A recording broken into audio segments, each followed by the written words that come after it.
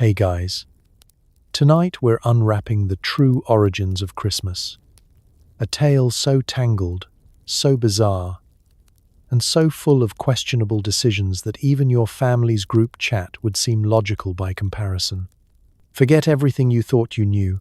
This isn't just Santa, snow, and awkward office parties.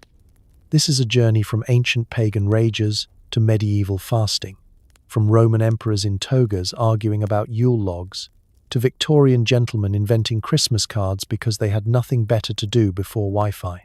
So before you snuggle into your pillow fort, take a second to like, subscribe, and maybe leave a comment about the weirdest family tradition you've been forced to endure. But only if you actually enjoy this. You're free to go if you came looking for stock tips or six-pack abs.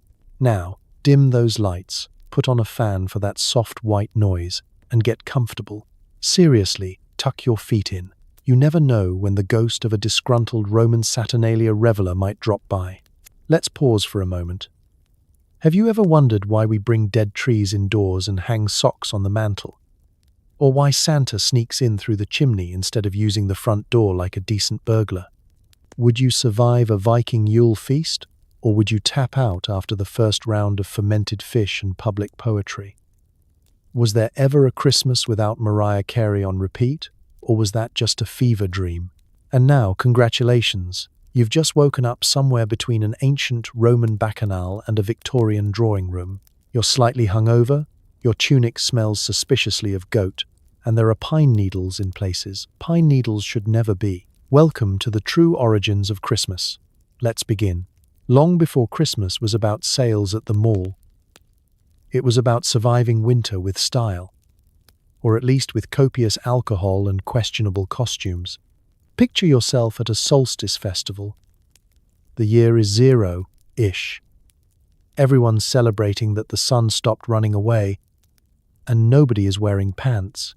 Congratulations, you've just entered the world of ancient midwinter blowouts. Let's talk about the mood here, because the energy is unhinged. You're standing in the bitter cold, wrapped in furs that definitely aren't ethically sourced. Surrounded by people who've been drinking since sunrise because, frankly, there isn't much else to do in late December besides hope you don't freeze. The nights are long, your crops are dead, your toes are losing circulation, and yet everyone is thrilled. Why? Because the sun is finally about to come back. And that alone is worth shouting about until you lose your voice or your balance, whichever goes first. Now, let's set the scene a little further. You're at the winter solstice feast, which is basically the ancient world's version of a holiday office party. If your co-workers were druids, your HR department was a stone circle, and someone might sacrifice a goat for good measure. People are dancing around fires, chanting things they probably don't fully understand, and passing around cups of something so fermented it might actually achieve sentience. You take a sip. It tastes like someone dared a berry to become wine, and it failed in every possible way. But it warms you from the inside out. So who are you to complain? Food-wise, you're not exactly eating a Michelin star menu. It's more like whatever hasn't spoiled yet. Root vegetables, some nuts, a slab of dried meat that's been hanging in a smoky hut since mid-autumn. If you're lucky, someone brought honey cakes. If you're unlucky, someone brought eel. But it doesn't matter. Your job isn't to critique the menu, it's to stay alive until spring, and partying gives you at least the illusion that you're winning. Let's talk about costumes, or rather, the enthusiastic absence of them. Many ancient pagan solstice rituals involved some combination of nudity, animal skins, masks, or dressing like whatever spirit you wanted to butter up for the year ahead.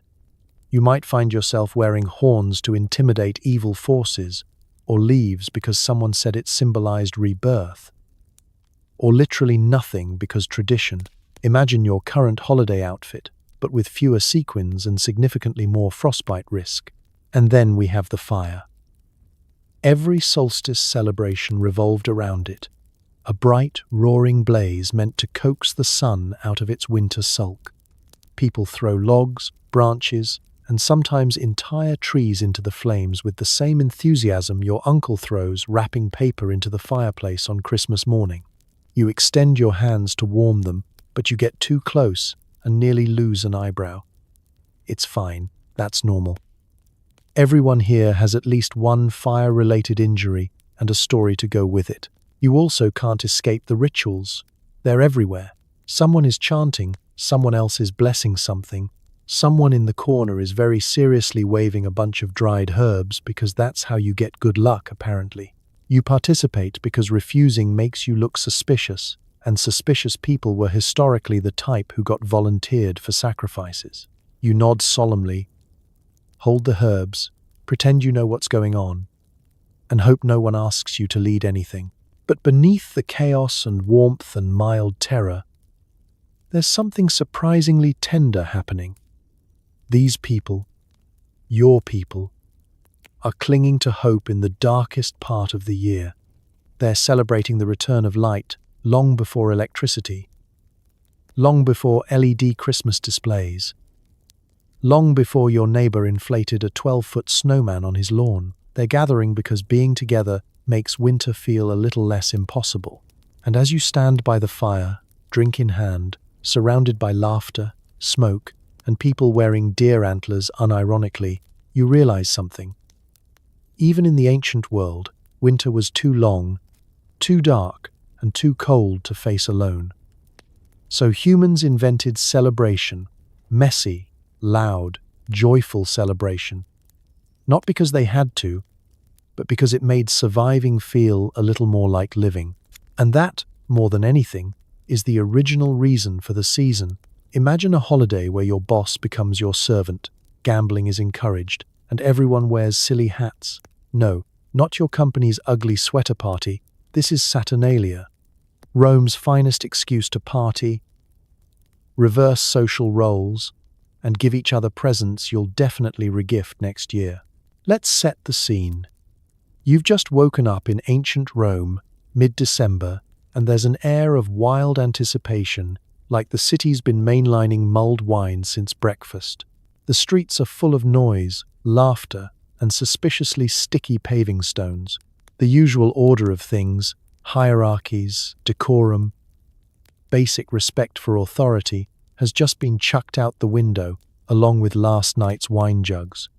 For one glorious week, the world is upside down, and nobody is quite sure who's in charge of anything, least of all themselves. It all starts with a bang.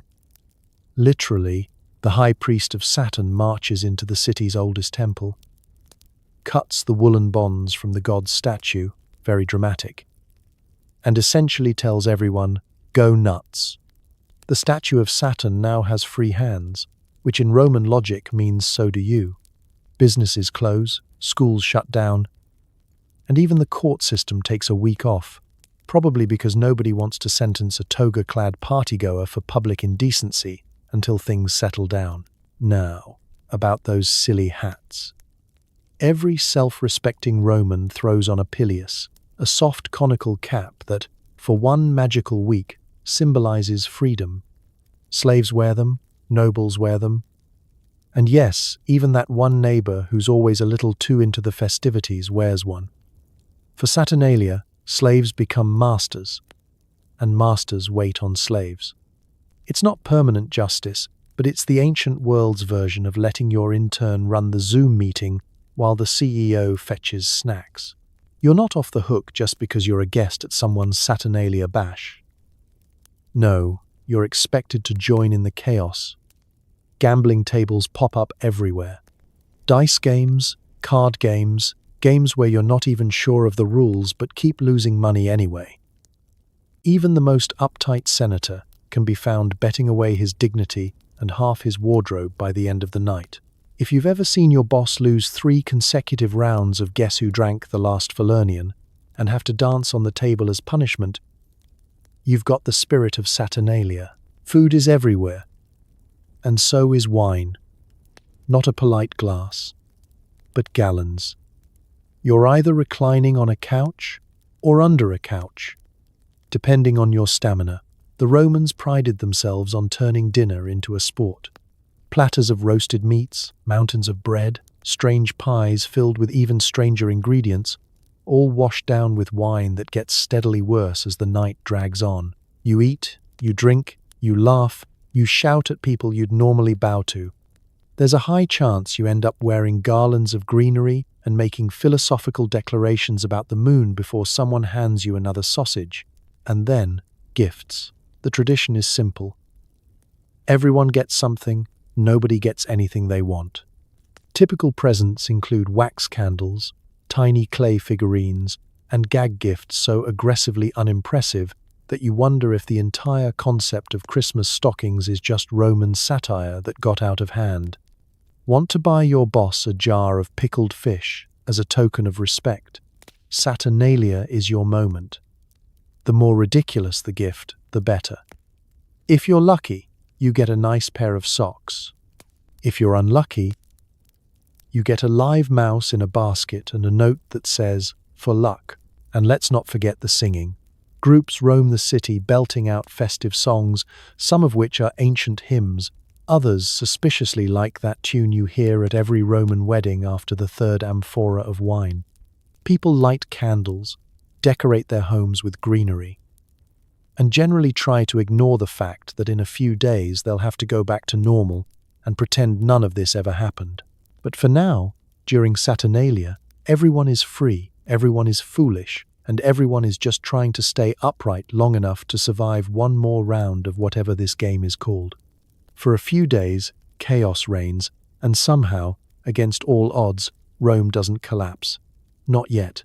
And if you wake up tomorrow wearing a stranger's hat, covered in olive oil, and hugging a wax figurine named Mini Jupiter, congratulations, you celebrated Saturnalia like a true Roman. You think your neighbors go overboard with Christmas lights? Vikings dragged whole trees indoors, set them on fire, and toasted to Odin. Yule was less about silent night and more about, will the house still be standing by dawn? So, let's drop you right into a Viking longhouse, smoky, loud, and packed tighter than a modern subway at rush hour. Only everyone's carrying an axe and nobody's wearing deodorant. The air is thick with the smell of roasting meat, pine resin, and at least one person who lost a bet and now has to dress as a goat until sunrise. It's December in Scandinavia, which means it's pitch dark by about 3 p.m. And the only thing standing between you and a full-on existential crisis is mead, so much mead. First thing you notice, the fire. It's not just a cozy little hearth. It's a full-on bonfire that someone has helpfully moved indoors. Forget about a scented candle. This is the entire tree.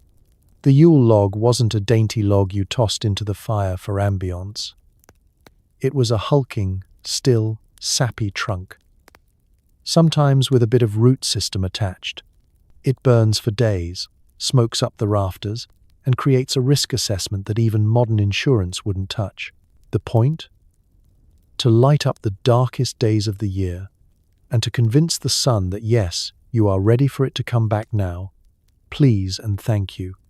Every family hoped their Yule log would last until the very end of the festival, which could be anywhere from 3 days to 2 weeks, depending on how long you could keep your party guests from eating the furniture.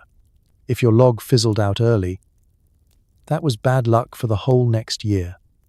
Congratulations, your insurance premiums just went up.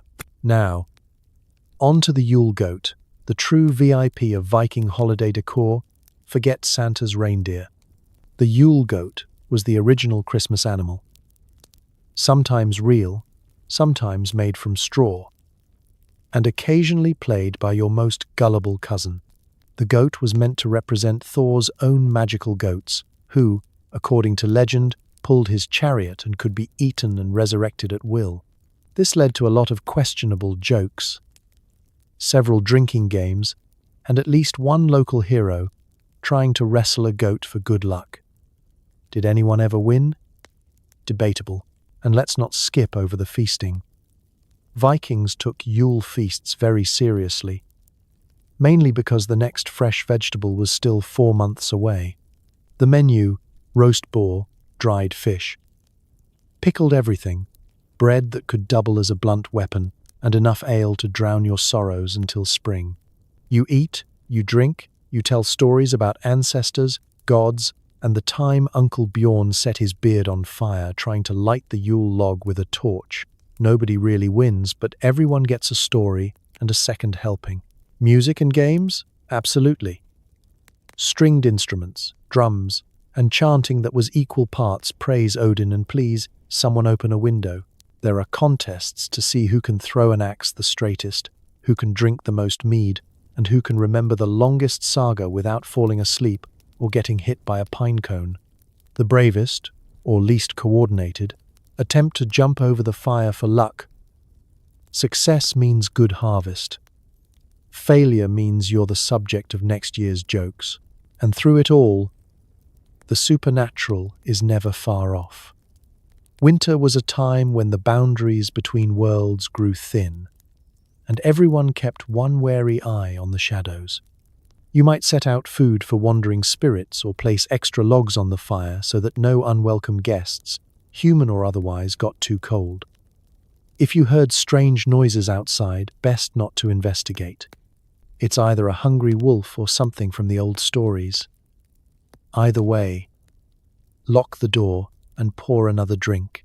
By sunrise, you're exhausted, slightly singed, and questioning your life choices. But you've made it, survived another Yule, kept the fire burning, the goat upright, and the longhouse mostly unburned. The sun will eventually return. The stories will get taller, and you'll find pine needles in your shoes until May. And if anyone asks how the Vikings celebrated winter, you can confidently say, with wild parties, bold fires, and a healthy disregard for fire codes or common sense. Let's talk about bringing trees inside. Ancient people believed evergreens kept out evil spirits, or at least the draft. Now you're lugging a prickly branch through your front door, trying to explain to your goat why it's not dinner. You're probably wondering who looked at a pine tree and thought, "Yes, I'll have that in my living room, please." Welcome to winter in ancient Europe, where logic goes out the window as soon as the temperature drops below mild hypothermia. The world is dark, your walls are draftier than a conspiracy theory message board, and everything green outside has given up for the year, except for the holly, the ivy, and those stubborn pine branches. So you set out, boots crunching on frost, to collect a bundle of evergreens. You're not alone. The whole village is at it. Each family carrying awkward armfuls of pine, fir, holly, and anything that's still even vaguely alive. The bravest, red, least bright. Children are sent to snip sprigs of holly and return with scratched hands and stories about how they nearly met a fairy or a fox.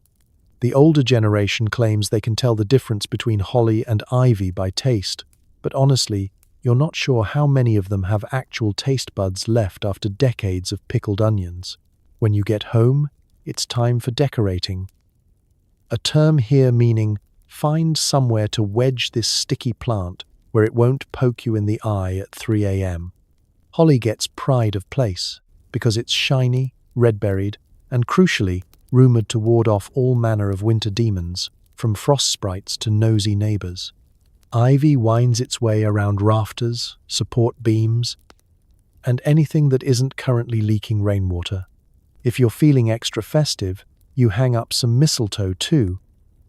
Just don't let your livestock near it, since, in addition to magical properties, it's also kind of poisonous. Why all this botanical fuss?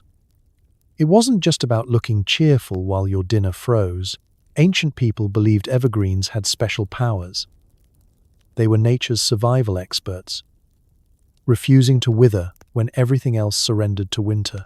To pre-modern minds, this meant they had some sort of supernatural juice, and by bringing that energy indoors, you could tell the dark and cold, "Not today, thank you." Plus, if the green leaves didn't actually keep out spirits, at least they clogged up some of the holes in your walls. And of course, there was always symbolism. Holly, with its spiky leaves and bright red berries, was seen as a living barrier. Good for protecting your family from witches, evil eyes, or that weird feeling you get when you realize you haven't seen the sun since November. Ivy, on the other hand, was all about resilience and the hope that spring might come again, eventually, after the snow and before the mud. Some folks even brought in entire tree branches and propped them in the corner, hoping it might impress the gods, or at least distract their children for 5 minutes.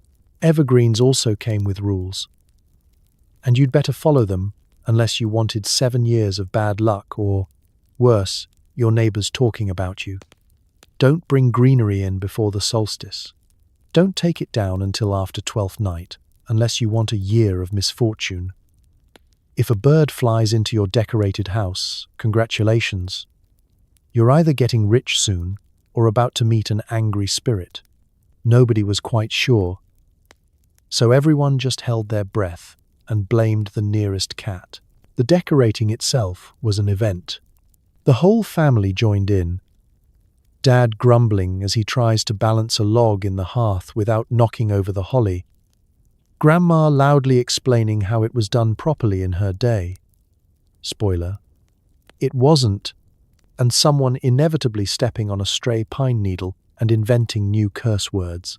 Even the goat, who's still not over the disappointment, finds something to chew on, usually the one branch you actually wanted to keep intact. As the darkness closes in, your home glows with a patchwork of green, red, and the occasional berry stain on the floor. For a moment, the place feels almost magical, warm, lively, a tiny oasis in a world of gloom. The evil spirits, if they exist, are outnumbered.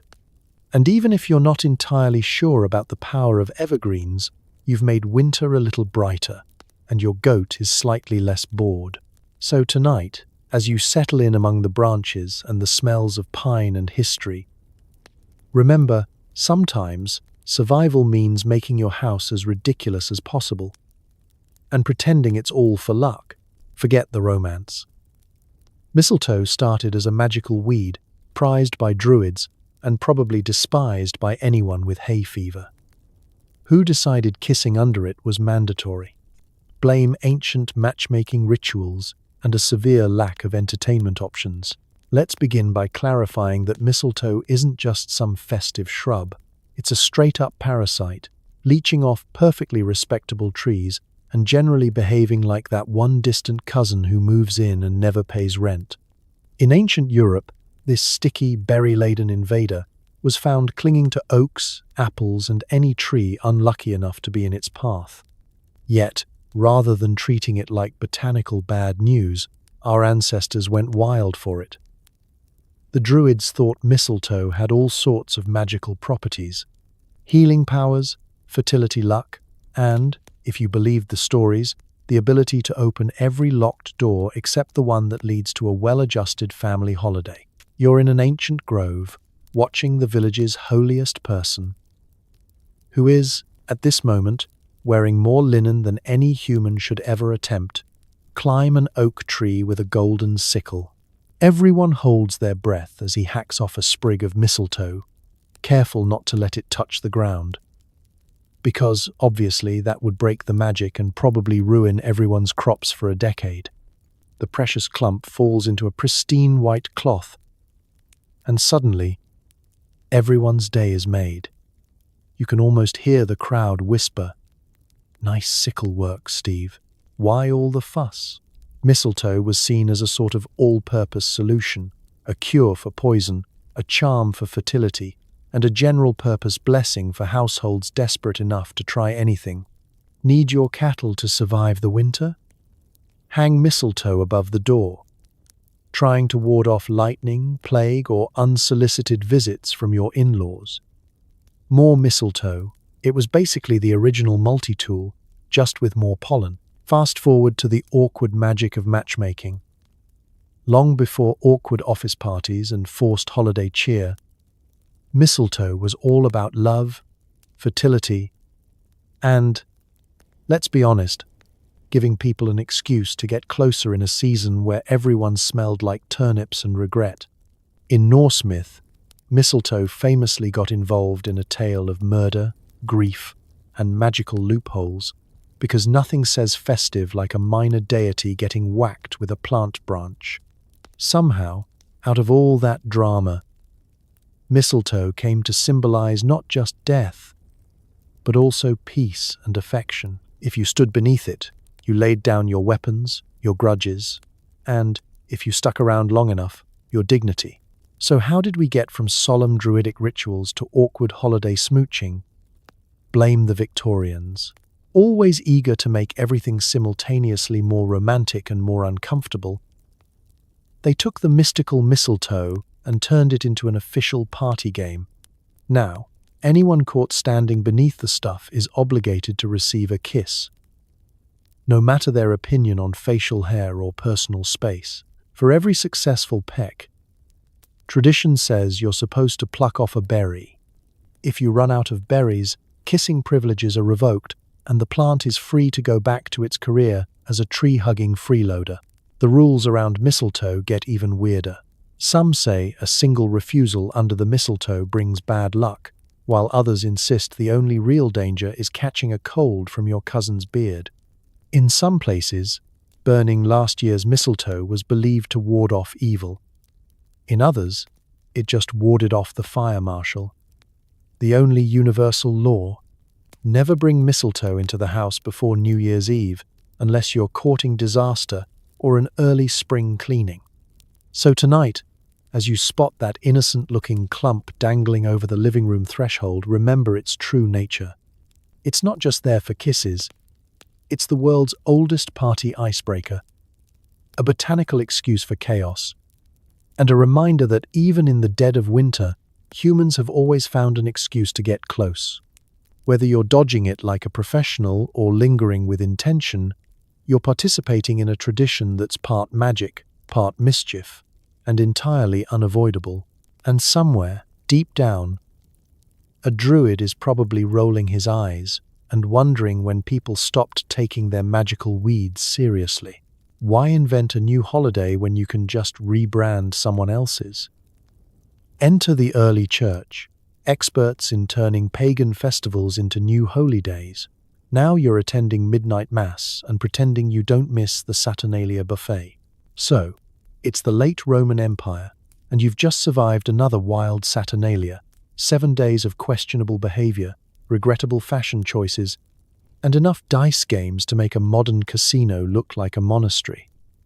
You're groggy, hungover, and, frankly, ready for a nap. But wait, now the bishops are talking about a new festival. They're calling it Christmas. It's solemn. It's sacred. And it comes with incense. Not garlands of ivy or that neighbor who won't stop singing about goats. Let's be clear. Early Christianity was the original masterclass in corporate rebranding. Picture a team of bishops sitting around a table, looking at their quarterly conversion numbers. There's a problem. People love their winter parties. Nobody wants to swap a week of gifts and feasting for 3 hours of chanting and a mug of plain, unfermented water. Solution? Take the rowdiest festival on the calendar, change the signage, and hope nobody reads the fine print. Suddenly, December 25th is no longer about Saturn, Sol Invictus, or an open bar. It's the birthday of Jesus. Why December 25th? There's a lot of scholarly debate, but the safe money says it's the same reason you buy Christmas gifts in bulk. The date was already popular, and getting people to show up for a party is much easier if they're already used to celebrating. The church's slogan might as well have been, "If you can't beat them, at least make sure they're not worshipping sun gods on your watch." You're a Roman citizen trying to keep up. Last year, you danced in the streets in honor of Saturn. This year, you're in a candlelit church trying to remember the Latin for silent night. The priest assures you that yes, you can still eat bread and drink wine, but now you have to do it with a sense of deep, reflective guilt. The transition is not seamless. Somewhere in the back row, a former festival king is quietly crying into his toga, mourning the loss of his annual right to boss his boss around. Still, the early church knows people won't give up fun cold turkey. So, in a stroke of PR genius, a lot of the best parts of pagan feasts sneak through customs. The feasting? Still there. just with a lot more fasting beforehand. The greenery, lights, singing, and candle processions? Absolutely. But now, you have to say a prayer first. You'll notice your favorite pagan traditions look suspiciously similar, only now they're called Christian by decree of the local bishop. You get the feeling that if you ask too many questions, someone would hand you another candle and suggest you focus on the mystery. There are, of course, trade-offs. Some of the more exuberant Saturnalia traditions, nudity, public gambling, swapping your entire social class for a week, quietly disappear, replaced by extra masses, stern warnings about moderation, and the emergence of a holiday-specific guilt complex. The priest is definitely watching to see if you eat too much or laugh too loudly. You miss the old days, just a little. But at least the bread is fresher. And so, the calendar is reborn. The church overlays saints' days and holy feasts wherever there's an opening, neatly converting local rituals with a quick wave of the holy water. The result? Christmas becomes an irresistible mix of the sacred and the secular, the solemn and the slightly chaotic. If you squint, you can still see Saturn peeking out from behind the nativity scene, probably rolling his eyes and muttering about copyright infringement. So here you are, bundled in a borrowed cloak, blinking through the candlelight, humming a song that sounds suspiciously like an old Saturnalia chant with new lyrics. You're not sure if you're supposed to kneel or clap, but it doesn't matter. The church has pulled off the greatest PR move in history, taking the old, making it new, and ensuring everyone still gets at least one day a year to eat, sing, and survive the winter together. And if you sneak home after midnight mass and nibble a forbidden honey cake, don't worry, that's just tradition. It's been rebranded. Ever wonder how December 25th was picked? Spoiler. It's complicated, a bit arbitrary, and probably involved more guesswork than science. Imagine being tasked with scheduling the world's biggest birthday party, centuries after the guest of honor left no forwarding address. Let's set the scene. It's a couple hundred years after Jesus' death, and the early church is busy managing theological debates, squabbling bishops, and an empire full of people who really, really love a good winter festival. Meanwhile, nobody actually remembers the exact date Jesus was born. No birth certificate, no. It's a boy, banner. Not even a vague journal entry from Mary or Joseph. You can practically picture the ancient world's HR department. So, does anyone recall? No? Great. We'll get creative. This wasn't an easy job. There was already fierce competition for winter calendar space. On one side, you've got the cult of Sol Invictus, the unconquered sun, throwing their own bash on December 25th, complete with public feasting, chariot races, and a healthy disregard for personal boundaries. On the other, there's Saturnalia, still the undefeated champion of seasonal revelry, where rules are optional and clothing is, at best, a suggestion. The church, looking for a chance to draw the crowds, makes a strategic decision. Why not schedule the new holiday to coincide with the old ones? If people are already partying, just give them a new reason to raise a cup. This is what historians might call brilliant adaptation. What it actually looked like was a group of church leaders nervously trying not to step on any pagan toes while hastily penciling in Jesus' birthday on the official calendar. But not everyone agreed.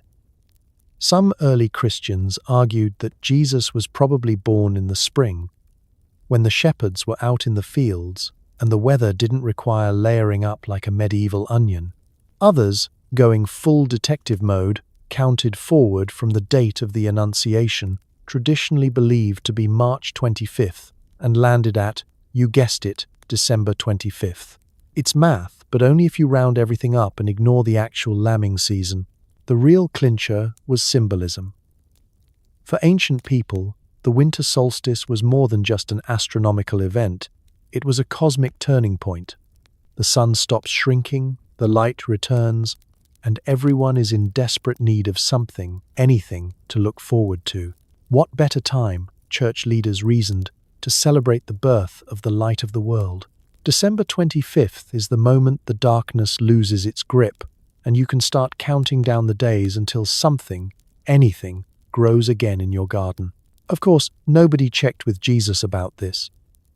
If you could travel back in time and ask Mary for the real date, she'd probably just blink and tell you to help feed the donkey. But the church needed an answer. So December 25th it was. Announced, decreed, and, most importantly, scheduled on a day when everyone already had time off work and the leftover wine was still flowing. The results? Well, let's just say the fusion stuck. Christmas Eve gradually took on a solemn, candlelit air, while December 25th itself became a raucous blend of midnight mass, leftovers from Saturnalia, and a brand new reason to buy gifts for people you only tolerate the rest of the year. The official story was set, but under the surface, 1,000 little traditions mixed and mingled like questionable fruit in a holiday punch bowl. So, next time you're sipping eggnog on December 25th, spare a thought for the bishops, astrologers, and accidental party planners who turned a scheduling mystery into the most celebrated birthday on Earth. They didn't have Google or even a reliable postal service. All they had was a desperate need to organize a party that wouldn't get overshadowed by a sun cult or a rogue Saturnalia conga line. And that, more than anything, is how December 25th became the world's most successful shot in the dark. Congratulations, it's the Middle Ages. For one half of Advent, you're basically on a diet stricter than any modern cleanse. For the other half, you eat enough roast goose to make up for it, and maybe sneak in a song or two before someone accuses you of heresy. Let's set the scene. You wake up in a thatched cottage, wrapped in an itchy wool blanket, your stomach rumbling like an exorcism in progress. Advent is here, and that means 40 days of fasting. But don't picture a trendy juice cleanse or a plate of steamed kale. This is medieval fasting. No meat, no cheese, no eggs, and definitely no secret snacks, unless you want your neighbor Agnes to report you for suspiciously buttery breath. Your daily menu consists of pottage, an unspeakable stew of boiled grains and root vegetables, and enough stale bread to sand the edges off your remaining teeth. If you're lucky, a radish. If you're unlucky, a suspicious beet. You spend these weeks mostly hungry, slightly grumpy, and quietly plotting how to sneak a sausage into your soup without the local priest noticing. He, by the way, is everywhere. There are surprise sermons, random prayers, and more candlelit processions than there are candles. The church is watching, and so are your neighbors, ready to outdo each other in displays of piety and accidentally mention your suspiciously plump goose. But then, finally, salvation. Christmas Eve arrives and the fasting is over.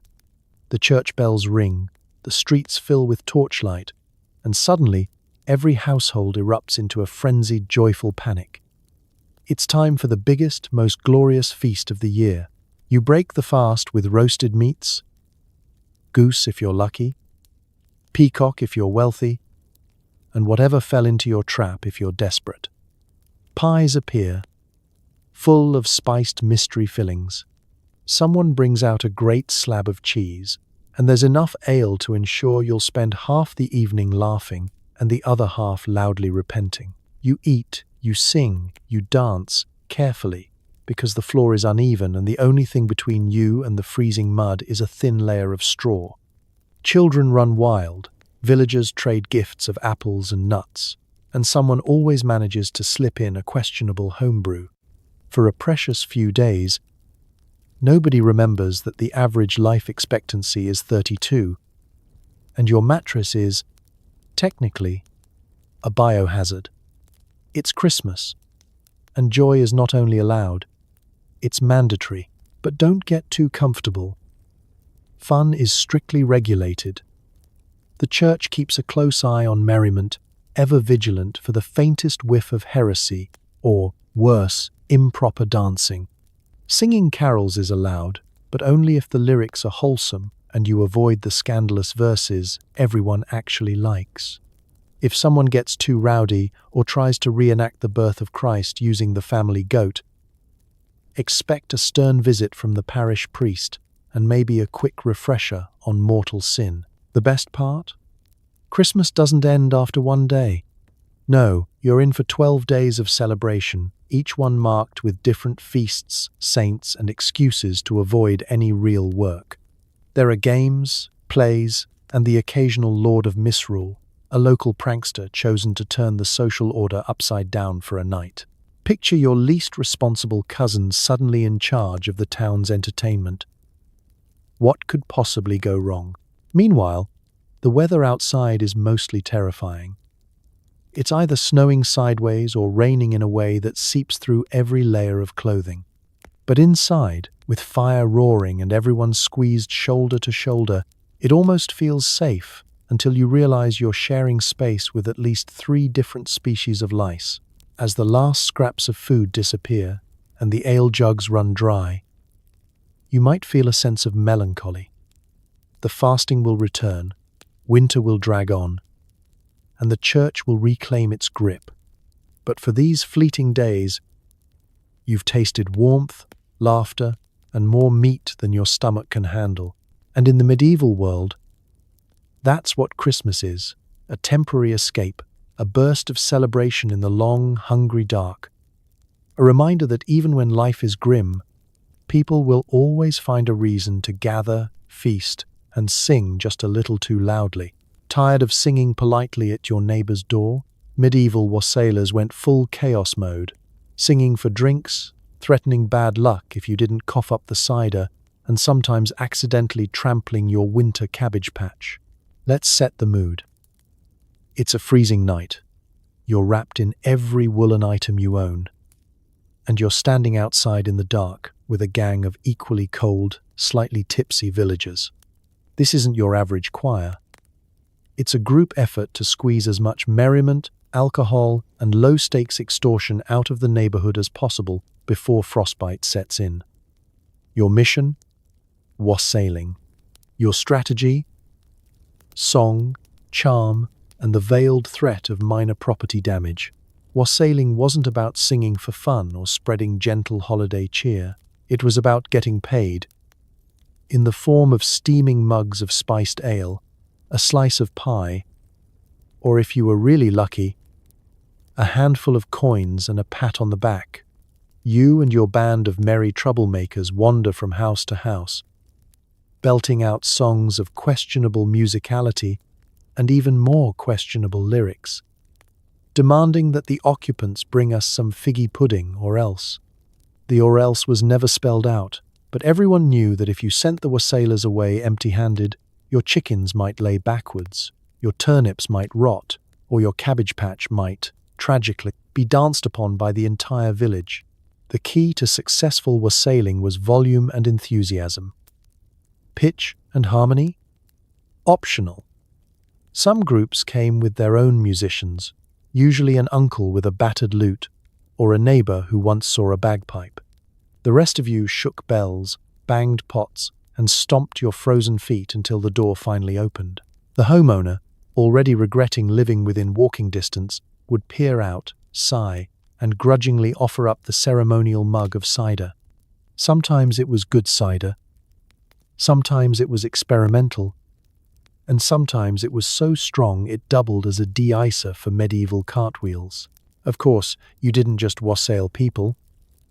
Sometimes you wassailed the apple trees. This involved tying bits of toast to the branches, singing at the orchard until the spirits of fruitfulness woke up, and pouring cider on the roots for luck. It was all very spiritual, or at least that's what you told your neighbors while sneaking a sip from the jug. The idea was to coax the trees into a productive spring, and possibly scare away any evil spirits who didn't appreciate the art of drunken chanting. If the evening went well, the wassailers would end up stuffed, tipsy, and loaded with whatever loot the village could spare. If it didn't, you might have to up the ante with a song about misfortune. just to remind everyone that no one wants to be remembered as the only house in the village that didn't wassail the wassailers. The peer pressure was real. Medieval PR was brutal.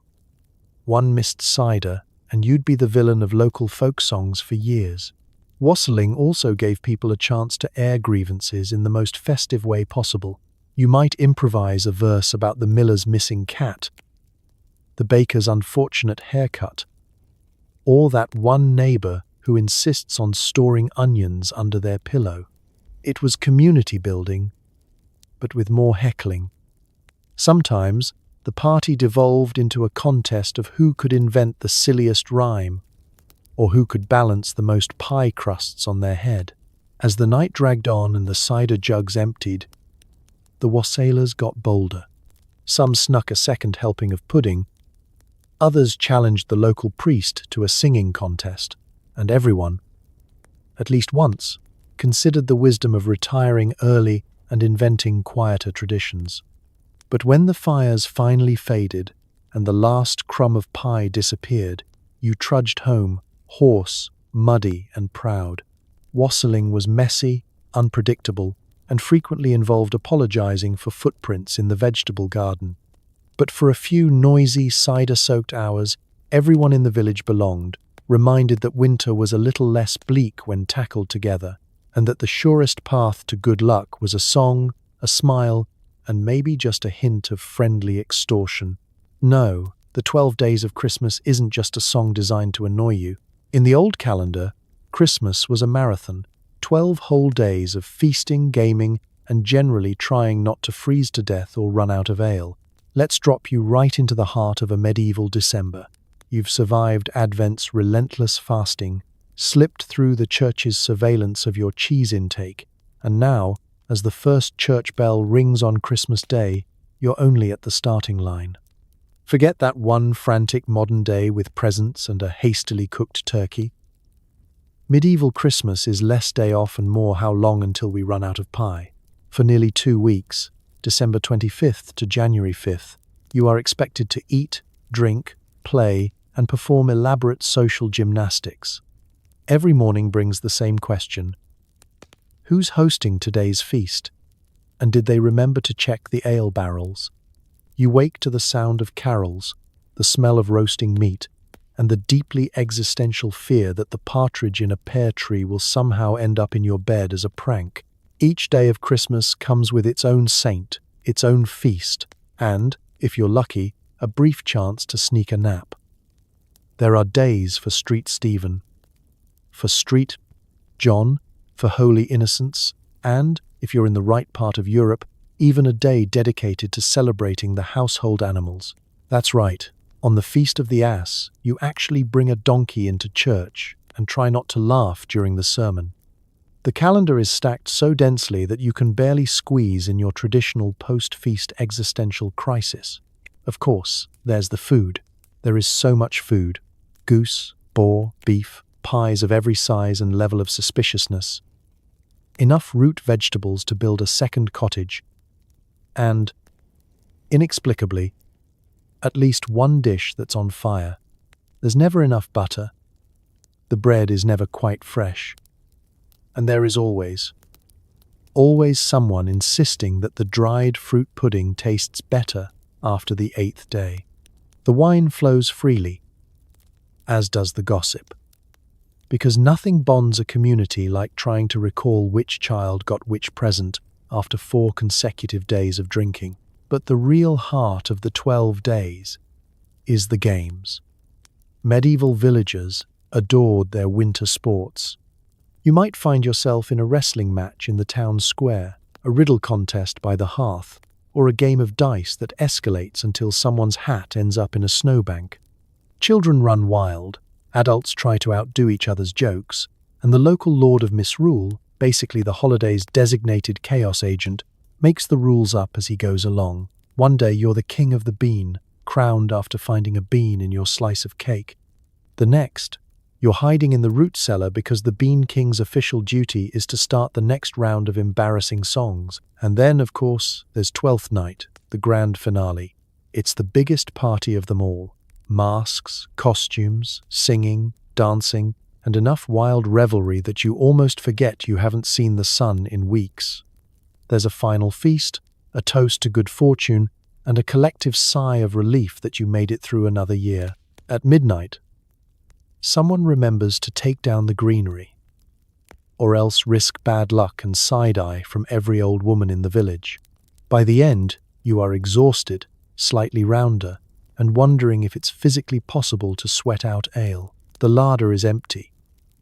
The candles are burned down, and everyone is a little hoarse from a dozen days of singing.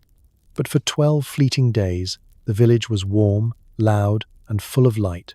Proof that, sometimes, survival requires not just endurance, but celebration. And if you're humming the 12 Days song, don't worry. The medieval villagers probably were too, long before it became a test of patience for the modern age. Let's talk about Christmas dinner, if you were lucky enough to have one. The menu: goose, pies, mystery meat, and enough turnips to haunt your dreams. The trick was making it to New Year's without scurvy or accidentally eating something still moving. Picture this. You're seated at a rough-hewn wooden table, shoulder to shoulder with relatives, neighbors, and the occasional livestock guest star. The fire crackles, a cold draft sneaks under the door, and there's a vaguely hopeful smell of roasting meat fighting a losing battle against the general aroma of wet wool and boiled cabbage. Your stomach rumbles in anticipation, and also in protest. You're not sure which yet. The star of the show is, if you're blessed, a roast goose. It's stuffed, it's glistening, and it's probably the best-fed member of the household all year.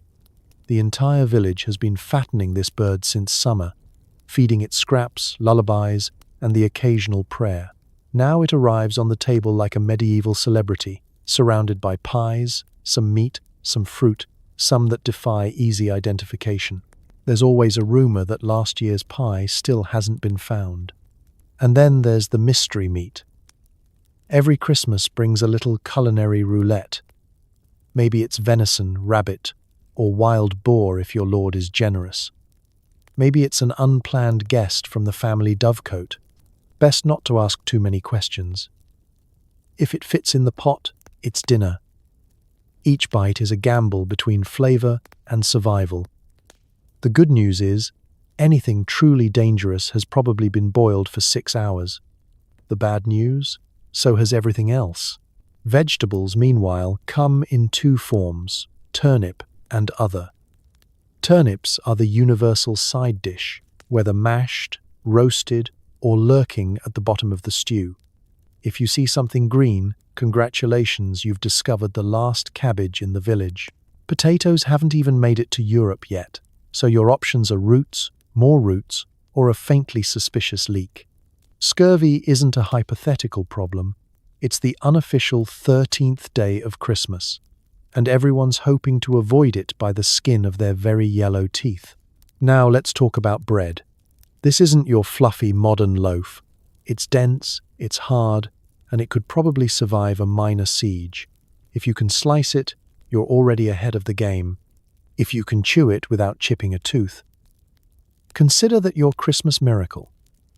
Butter is a rare treat, and cheese is both a luxury and a test of your ability to ignore odd smells. On the table, there's also ale, warm, weak, and available in quantities best described as necessary for survival. Wine, if it appears, is reserved for the upper crust, who pretend not to notice when the servants eye their cups like medieval hawks. Water, only if you're feeling lucky. Most people prefer to take their chances with the fermented stuff. And dessert? Forget sugar plums and Christmas cookies. Maybe there's a dried fruit pudding or a slab of honey cake, dense enough to double as a building material. The richest households might serve spiced custards or a pie packed with imported raisins, a display of wealth and a subtle reminder that the rest of the year will be, once again, turnips. The meal isn't just about eating, it's about surviving. You keep a careful eye on anything with a suspicious wiggle. Politely ignore the odd feather or bit of fur, and always let someone else take the first bite of anything new. It's a team sport, with the losers spending New Year's praying for quick recoveries and better luck next season. By the end, everyone is full of gratitude, calories, and mild digestive anxiety. Plates are cleared, songs are sung, and for one night, the hunger and cold fade into the background. Tomorrow, it's back to pottage and dreams of next year's goose. But tonight, you feast like royalty, or at least like someone who hasn't seen a fresh vegetable since Michaelmas. So, as you lean back and listen to the crackling fire, spare a thought for the true spirit of a medieval Christmas dinner. Survival, celebration, and a mutual agreement not to talk about what was really in the pie. Ever wish you could make your boss wear a jester's hat and do your chores? In medieval times, the Lord of Misrule did just that, running wild parties, turning rules upside down, and possibly inventing HR nightmares centuries before HR existed. Picture yourself in a drafty medieval manor, candles guttering in the chilly air, tables sagging under the weight of half-finished pies, and everyone's nerves stretched thinner than the local ale.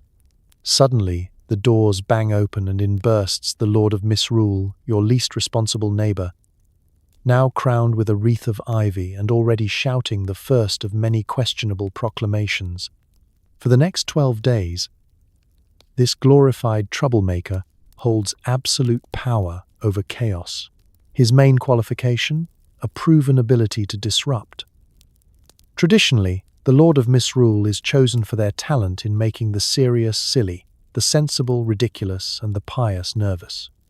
Once crowned, he takes charge of festivities, issuing bizarre commands that must be obeyed on pain of, well, public embarrassment. Imagine your stern-faced landlord leading a conga line through the great hall or the parish priest forced to recite tongue twisters in pig Latin. There are games, dances, and impromptu skits, most of which involve at least one person falling into a barrel. The rules of the manor are not just bent, they're tied into a knot and left out in the snow. The kitchen maid swaps roles with the reeve, the lord serves dinner, and the youngest child is put in charge of bedtime. Nobody is spared, not even the geese. Meals are eaten backwards, shoes are worn on the wrong feet, and formal addresses are replaced by nicknames nobody will ever live down. If you've ever wanted to see a noble knight mop the floor or the local magistrate lose a wrestling match with the house cat, this is your golden age. But it's not all slapstick and slapdash. The Lord of Misrule also orchestrates elaborate mock courts, where villagers put their betters on trial for invented crimes. Stealing the best turnip, unlawful snoring, or wearing that hat again. The punishment? Usually a silly dance, a recitation of poetry, or being pelted with stale rolls. Medieval justice at its finest. For once, the bottom of the social pyramid gets to play at the top, and everyone laughs, because next week, the usual hierarchy will come crashing back with a vengeance. Of course, with great power comes absolutely no responsibility. The Lord of Misrule's main duty is to ensure maximum chaos and minimum productivity. He invents new games every night, blindfolded races, singing competitions where points are awarded for volume and not for talent, and riddles that nobody can answer, possibly because they were made up on the spot. Wine flows freely, dignity is in short supply, and you're never more than 2 minutes away from being drafted into a play as third pig in the sty. In noble households, the tradition is even more elaborate. The Lord of Misrule might preside over a masquerade ball, declare holidays from work, or command the choir boys to sing bawdy songs, quickly followed by an emergency prayer session. In some places, the misrule spills into the streets. Bands of revelers parade around town, staging comic battles and arresting unlucky bystanders who must then buy a round of drinks to secure their freedom. It's all very festive, and for a few glorious days, people are free to be ridiculous, irreverent, and, occasionally, downright insufferable. The Lord of Misrule isn't just the life of the party. He's living proof that even in the most rigid society, there's room for laughter, topsy-turvy justice, and the therapeutic power of seeing your employer in a chicken suit. Eventually, 12th night arrives, the Lord surrenders his crown, and order returns. The manor is left in shambles, the staff are exhausted, and the village has enough gossip to last until spring. But for those 12 days, misrule reigns, and honestly, it's the only office party you'd want to be invited to if you could survive it. Before caroling was wholesome, it was closer to a home invasion. Groups sang at your window demanding food and drink, refuse, and your chickens might go missing. It was less Silent Night, more extortion by harmony. Let's set the winter scene.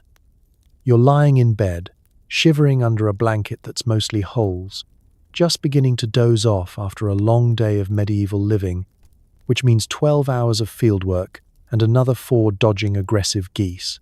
Suddenly, you hear voices. Not angelic choirs, but a rowdy, tuneless gang approaching your hut, belting out a song that's part blessing, part thinly veiled threat. Your first instinct is to bolt the door. But you know the rules. These aren't just neighbors, they're tonight's carolers.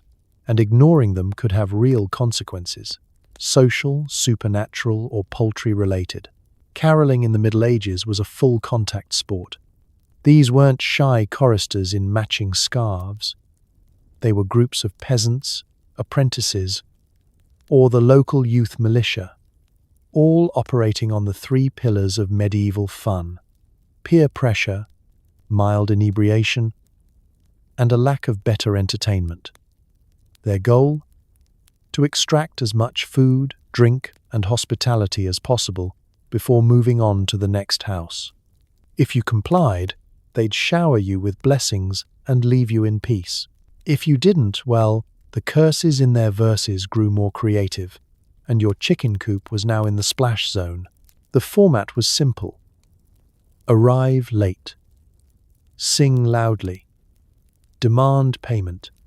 The songs themselves were half praise, half gentle blackmail. Good mistress, come give us a treat, or next year your cabbages will taste like feet. This was not the time for highbrow hymnals. Rhymes were cobbled together with whatever fit the tune. The beat was whatever everyone agreed on at the time. And choreography was mostly just stomping to keep warm, and it worked. Households kept a stash of treats, cakes, ale, sometimes a roasted bird, for the carolers, not because they particularly liked the music, but because nobody wanted to be the one who didn't play along. Some especially creative groups came with homemade instruments. A cracked drum, a battered lute, the local baker's attempt at bagpipes, or for maximum effect, a pair of cow horns that doubled as alarm clocks for the next village over. Not even the rich were safe. In larger towns, professional carolers would organize, forming bands that specialized in serenading wealthy merchants, clergy, or the local lord. The stakes were higher, the songs were longer, the demands fancier, and the consequences for tight-fisted nobility might include a night of off-key serenades or, worse, being the subject of next year's dirtiest verses. Even churches weren't immune. A rowdy group of misrule singers could show up and demand the choirmaster's best bread, the priest's best wine, and forgiveness for whatever happened to the organ. Sometimes the caroling took a turn for the truly menacing. Songs might hint at bad luck, poor harvests, or the return of that one pestilence nobody likes to mention. We wish you a Merry Christmas, and if you don't, may your barn collapse and your ale turn sour. This was folklore weaponized, sing or else. Some superstitious families would leave treats on the doorstep, hoping to buy good fortune without actually meeting the caroler's eyes. Others doubled down, inviting the singers in for a feast, and hoping to win enough goodwill to last through to spring. But let's be honest, for all the dark undertones, caroling was community glue. It brought people together, broke up the monotony of long winter nights, and made sure no one, not even the village grump, could hide behind their door forever. The songs, the laughter, the veiled threats, these were all part of a seasonal ritual that said, we're in this together, for better or for worse. By morning, the carolers had moved on, their pockets a little fuller, their voices a little hoarser, and your chickens, miraculously, still in their coop, peace returned. Until next year, when harmony and havoc would once again march hand in hand down every frozen lane. You love presents, but medieval people were more practical. Apples, nuts, a shiny rock if you were lucky. Gold and myrrh were strictly for biblical VIPs. For everyone else, it was new socks, or if you were truly loved, slightly used socks. Let's set the scene. It's Christmas morning in a thatched roof cottage. The fire is down to its last brave ember, and everyone's breath is visible in the frosty air. Your family gathers around, faces red from the cold, hearts cautiously hopeful for a little holiday magic. There's no avalanche of wrapping paper, no high-stakes Secret Santa, and certainly no credit card bill to regret. Instead, someone hands you a carefully hoarded apple. It's slightly shriveled, but compared to the usual turnip, it's a luxury. You thank them like it's a gold-plated iPhone. If you're truly fortunate, you might receive a handful of nuts, hazelnuts, walnuts, chestnuts, collected in autumn, shelled by hand, and guarded like tiny edible treasures. Maybe a rare sweet, like honeycomb or a piece of hard cheese, if your family had a good year. The wrapping? A bit of cloth, a leather pouch, or, more likely, no wrapping at all. The element of surprise is less. What did I get? And more. Did the mice get to it first? And then, the socks. The medieval world was tough on feet, cold floors, rough boots, and daily farm work that laughed in the face of arch support. New socks were a big deal, hand-knitted, scratchy, and guaranteed to shrink in the next laundry disaster. Even better, a pair of hand-me-down socks from an older sibling, patched and repatched until they qualified as family heirlooms. If you got socks that only had 3 holes, you knew you were deeply loved. Children didn't expect mountains of toys. Instead, you might find a homemade doll, a carved wooden animal, or, if your family was especially creative, a turnip with a friendly face scratched into it. No batteries, no assembly, just pure medieval imagination. Sometimes the gift was something you could eat immediately. Sometimes it was just the promise of not having to share your bread at dinner. As for adults, gifts were simple, practical, and laced with unspoken messages. A new knife for your spouse said, "I value your survival." A skein of yarn for your mother, "Here's to another year of not freezing to death." A shiny pebble polished by the river was basically jewelry. Bonus points if it vaguely resembled something other than a pebble. The sentiment behind the gift mattered more than the gift itself.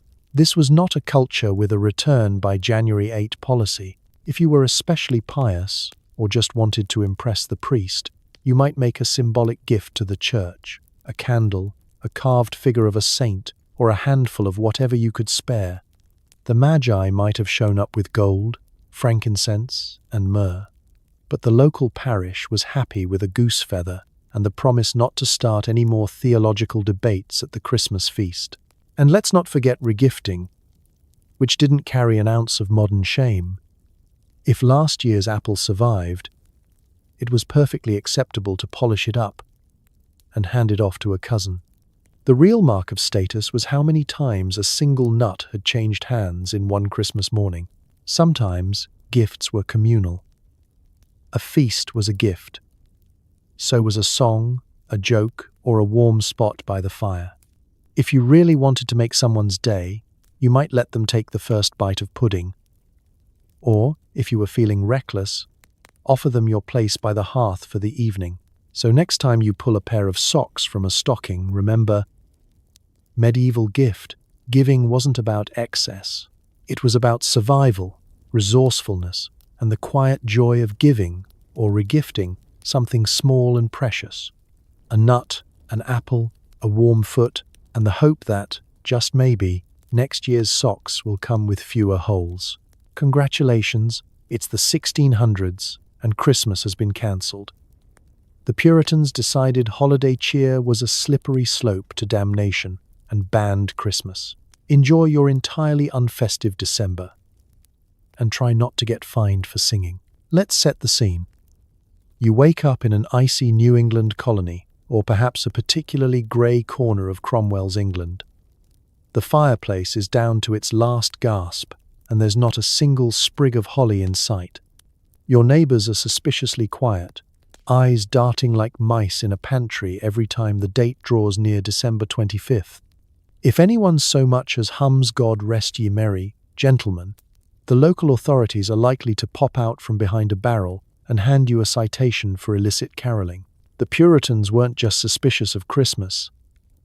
They were absolutely convinced it was a gateway drug to moral collapse. Feasting? That's gluttony. Singing? Temptation? Playing games, or, heaven forbid, exchanging gifts? Utter anarchy. Instead, they mandated that December 25th be treated as a regular workday, and anyone caught taking a break could face a hefty fine or a sermon so long it made you question the concept of eternity. The most festive thing you could legally do was perhaps sharpen your plough or meditate sternly on the dangers of fruitcake. Church attendance wasn't even on the menu. Puritan leaders argued that Christmas had no biblical basis and was just a thinly disguised pagan festival, one that brought nothing but mischief, wasted ale, and the occasional out-of-tune recorder. Ministers issued fiery sermons warning against heathenish customs and superstitious joy. Try explaining to your children why last year there was pudding and this year there's an official proclamation against smiling. Good luck. The authorities took their ban seriously. In Boston, it was illegal to celebrate Christmas from 1659 to 1681, with a fine for every offense. Imagine explaining to your local council why you happen to be baking anything more interesting than dry bread on December 25th. Christmas decorations were a one-way ticket to social exile. Wreaths, candles, even an unusually happy sneeze could put you under suspicion. Of course, people being people, some quietly rebelled. A few brave souls exchanged secret mince pies in dark corners, or whispered Christmas blessings that sounded suspiciously like ordinary well-wishing.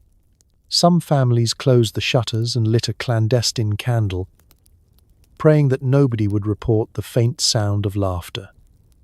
Underground Christmas, Medieval Edition. Meanwhile, over in England, Oliver Cromwell and his parliament were waging their own war on merriment. In 1647, the English government officially abolished the feast of Christmas, along with Easter and Whitsun, declaring them all unscriptural.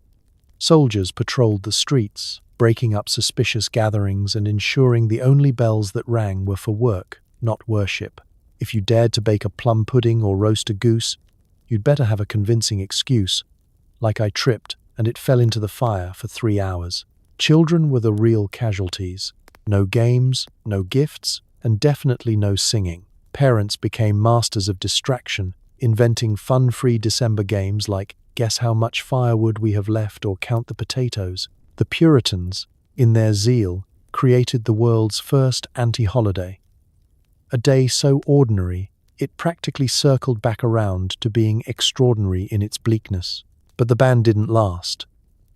The people's appetite for festivity, and perhaps plum pudding, was too strong. By the late 1600s, the laws relaxed, and Christmas joy crept back into homes, one illegal carol at a time. Revelers went from whispered greetings to bold public feasts, and soon the old ways returned with even more gusto. So tonight, as you nestle into your blanket, take comfort in knowing that even the darkest December can't snuff out holiday cheer forever. Christmas, it turns out, is more resilient than any ban, surviving Puritans, fines, and even the world's most unyielding fruitcake. Who decided it was a good idea to chop down a tree, drag it inside, and cover it in wax candles? Blame German princes, Victorian trendsetters, and possibly one tipsy inventor with a fondness for pine sap and fire hazards. Imagine you're in a chilly 16th century German town. The fields are dusted with snow.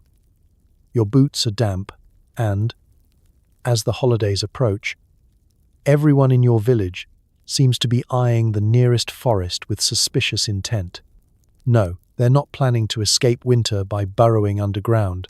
They're out shopping for trees, not miniature, pre-lit ones, but full-sized firs, so fresh they're still leaking sap on your best tunic. The tradition of dragging evergreens inside goes way back. But it's in Germany that the modern Christmas tree is born. Picture Martin Luther, legendary theologian and part-time Christmas decorator, wandering through a pine forest one night. The stars are twinkling above, the frost is biting, and inspiration strikes. He drags a whole tree home and sets it up in his living room, reportedly adding candles to mimic the starry sky. No word on whether he consulted his spouse before turning the parlor into a pine-scented fire trap. By the 17th and 18th centuries, the Christmas tree craze is spreading among German aristocrats like gossip at a holiday party. Trees start to appear at court, each one more decked out than the last. If you're a member of the nobility, your tree isn't complete without a full arsenal of gilded nuts, fruit, intricate gingerbread ornaments, and so many candles it's practically an open letter to your local fire brigade. You invite your friends, light the candles, and then stand by nervously with a bucket of water, hoping the evening ends with more carols than conflagrations. It takes a while for the trend to cross borders. In France, they raise an eyebrow. In England, nobody wants to be the first to admit they envy the Germans' living room forests. But in the 19th century, everything changes when Prince Albert, Queen Victoria's German-born husband, brings the tradition to Windsor Castle. The royal Christmas tree is so glamorous, so thoroughly documented in the newspapers, that suddenly every English family with a front parlour and a free afternoon is out chopping down a spruce. This is the Victorian era, so nothing is done halfway. The trees are loaded with ribbons, sugared fruits, paper flowers, glass baubles, and an alarming number of home-crafted ornaments made by children wielding scissors, and a dangerous optimism. Candles, of course, remain a staple, because nothing says holiday spirit like an annual test of your home insurance. If you've ever wondered why some families keep a bucket of sand next to their tree, now you know. It's a tradition older than tinsel. As the Christmas tree spreads across Europe and eventually to America, every region adds its own flair. In some places, it's all about edible decorations, cookies, candies, and apples that mysteriously vanish by New Year's. In others, it's a contest to see whose tree can hold the most weight without collapsing. Meanwhile, tree stands evolve from simple buckets to elaborate iron contraptions that are, technically, more dangerous than the tree itself. Fast forward to the 20th century. Glass ornaments from Germany, mass-produced tinsel, and, eventually, electric lights that promise a safer, less flammable Christmas, provided you don't overload the socket. Soon, plastic trees join the fray, marketed as convenient, clean, and only slightly haunted by the ghosts of traditions past. And now, here you are, still untangling last year's lights and picking pine needles out of the carpet in July, wondering if there's a better way and knowing deep down that, for some reason, you'll do it all again next year. So, the next time you stare at your tree, real or fake, dazzling or delightfully lopsided, remember you're taking part in a centuries-old, international experiment in domestic forestry and seasonal pyrotechnics. The Christmas tree. Proof that humanity will always find a way to make life brighter, stranger, and ever so slightly more combustible. Meet the original Saint Nick, a 4th century bishop known for miracle-making, not mall appearances. He tossed gold coins through windows and probably never once slid down a chimney. Coca-Cola hadn't even been invented. Let's start at the very beginning. Asia Minor. 1700 years ago. The air is warm, The architecture is unmistakably Byzantine, and you, if you're lucky, are on the receiving end of a surprise gift of cash from a man in a bishop's robe who believes in charity more than subtlety. Nicholas of Myra is his name, and his hobbies include performing low-key miracles, feeding the hungry, rescuing kidnapped sailors, and, most famously, throwing bags of gold into the windows of families in need. That's right. The very first Santa was less ho ho ho and more drive-by philanthropy. This is a time when chimneys are mostly for getting the smoke out, not for getting a grown man in, and nobody's leaving out milk and cookies. If anything, you're hoping the bishop doesn't catch you swiping extra olives from the communal pantry. Nicholas, however, is all about anonymous good deeds. The most legendary story: 3 daughters of a poor man are about to be sold off because dowries are expensive and life is harsh. Nicholas sneaks to their window late at night, not creepy, just generous, and lobs a bag of gold inside.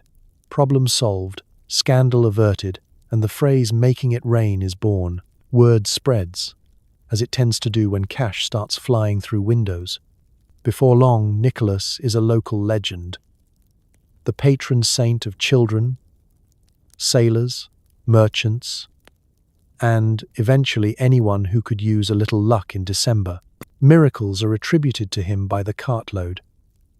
He calms storms, saves wrongly accused prisoners, and once, allegedly, resurrects 3 boys who were pickled by a butcher. It's not your standard Santa at the mall origin story, but it definitely makes for a memorable nativity play. So how do we get from Turkish bishop to reindeer wrangler? Time, migration, and a healthy dose of folklore. By the Middle Ages, Nicholas is venerated across Europe. Each region adds its own spice. Dutch children leave out shoes for Sinterklaas to fill with treats, while Germans invent Krampus, the world's first Christmas party pooper, to chase naughty kids. The Italians claim him for Bari, the French throw him parades, and somewhere along the line, the color red becomes his unofficial uniform. Still, not a single sleigh in sight. Then, the Dutch bring Sinterklaas to America, where he collides with British Father Christmas, a little Norse mythology, and, eventually, a poetic imagination. The 1820s poem A Visit from Street. Nicholas, better known as the Night Before Christmas, transforms him. Suddenly, he's rounder, jollier, partial to chimneys, and equipped with a team of reindeer with names like Donna, Blitzen, and not actually, in the Bible. He lands on the roof, slides down the flue, and somehow leaves every house soot-free. But wait, there's more. Enter the 20th century, American advertising, and the Coca-Cola Company, who, let's be honest, polish off the legend with a red suit, a white beard, and a physique best described as pre-diabetes. The Santa you know now is mass-marketed, mall-approved, and thoroughly unionized. He is everywhere: department stores, holiday parades, the occasional awkward office party, and, if you're unlucky, half-finished inflatable versions slumped on suburban lawns. Meanwhile, the real Saint Nicholas is still the patron saint of those in need, the original anonymous donor, and the reason you can't leave a shoe unattended in half of Europe in December. He never met a flying reindeer, never kept an elf on payroll, and probably never considered a gingerbread frappuccino, but he did show the world the power of kindness, surprise gifts, and sneaky window deliveries. So, as you settle in tonight, remember, beneath every Santa hat, there's a story about generosity, miracles, and the world's first anonymous secret Santa. No reindeer required. Why hang socks by the fire? Turns out, it's less about home decor and more about gold coins falling from the sky, if you believe the legends. Also, nothing says festive like slightly singed underwear. Let's start with the basics. In most medieval homes, there's only one way to get your socks dry in December, and that's to hang them by the fire, cross your fingers, and hope nothing catches. Laundry day is already a high-stakes game. But Christmas Eve raises the stakes even higher. Enter the legend of Saint Nicholas, the original midnight gift giver, who supposedly started the whole stocking craze with a single, legendary coin toss. Picture this. It's a bitter winter's night in 4th century Asia Minor. The air is cold. Your windows are really just fancy holes in the wall. And your socks, woolen, scratchy, and more patched than original material, are dangling over the hearth. Now, legend has it, a struggling family lived here. 3 daughters, no dowries, and a father out of both luck and options. Enter Nicholas, future saint and part-time Olympic-level gift chucker. Spotting the girls' stockings drying by the fire, he sneaks up after dark, tosses gold coins through the window, and, miraculously, lands one in each sock. Problem solved, dowries delivered, and the world's first stocking stuffer is born. Bonus points for style. The story spreads. Suddenly, every child in Europe is eyeing their fireplace with renewed interest, hanging up their least holy socks and whispering last-minute wishes. In some places, it's shoes by the door. In others, it's boots, clogs, or anything else with enough surface area to potentially trap airborne currency. Parents catch on, and a tradition is born. Fill the socks, pretend it's magic, and take credit for the best bits of luck. Of course, there are regional variations. In the Netherlands, kids leave out wooden shoes stuffed with hay for Sinterklaas's horse, because nothing says Christmas spirit like a surprise carrot in your footwear. In Germany, children put out polished boots for street fro. Nicholas, and woe betide the child who forgets to shine them. Rumor has it a muddy boot means a year of coal, onions, or, even worse, awkward family lectures. Back in England, the practice evolves. Stockings get bigger, chimneys get narrower, and expectations soar. Kids wake to find their socks stuffed with fruit, nuts, and, on very good years, a shiny coin or a tiny toy. For everyone else, it's usually a well-meaning lump of coal, a tangerine, or the mystery object you gave your cousin last year and hoped never to see again. The magic, though, is less about the gifts and more about the ritual, the sleepy anticipation, the surprise, and the very real risk of stepping on a half-melted chocolate before breakfast. There's also the matter of chimney logistics. Early houses had wide, yawning hearths, perfect for a midnight descent, or at least for hiding the evidence of last night's snack raid. By the time Santa becomes the modern chimney surfing celebrity, most homes feature flues designed for smoke, not humans. Still, the myth endures, with children everywhere solemnly pondering how a grown man, 8 reindeer, and an unlimited gift supply could possibly fit down the same passage as last week's roast goose smoke. Let's not gloss over the hazards. Hanging flammable socks next to an open fire is, historically, a questionable life choice. But for medieval families, a slightly scorched toe was a small price to pay for the chance of a miracle, or at least a decent snack. Some mothers develop a 6th sense for when a stocking is about to ignite, and it's entirely possible the earliest Christmas carols were actually just frantic shouts of "get your socks out of the fire." And so, year after year, stockings are hung with hope by the fire, on the mantel, wherever a gift giver might spot them. You drift off to sleep with visions of gold coins, oranges, or, let's be honest, dry feet. In a world short on guarantees, the humble stocking remains the ultimate life hack, proof that sometimes good things really do fall out of the sky. Just mind the embers. The 1800s. Christmas is on life support until a handful of Victorians, and one sentimental writer named Charles Dickens, supercharge it with nostalgia, trees, and way too many cards. Now you're expected to feel warm and fuzzy, or at least fake it. Picture yourself in a foggy, coal-dusted London street. Christmas, by this point, is a bit like your family's oldest fruitcake. Still technically there, but barely hanging on. The Puritans have tried to ban it, The Industrial Revolution has shoved it into the background, and most people are too busy working 12-hour days to remember what month it is. Enter the Victorians, masters of reinvention, collectors of oddities, and firm believers that no tradition is complete until it has been over-decorated, over-explained, and, if possible, mass-produced. Suddenly, Christmas is everywhere. There's a tree in every drawing room, a sprig of mistletoe in every doorway, and more candles on display than in the rest of history combined. If you're a Victorian, you don't just celebrate the holiday, you curate it. You arrange your tree just so, you painstakingly craft paper ornaments, and then force your children to admire them, and you commission a family portrait where everyone tries to look merrier than they feel. It's Instagram before Instagram existed, only with more corsets and a higher risk of fainting near open flames. Charles Dickens arrives with A Christmas Carol and changes everything. Suddenly, Christmas is not just a date on the calendar, it's a feeling, preferably one that involves at least 3 ghosts, a large goose, and the mandatory transformation of one grumpy old man per household.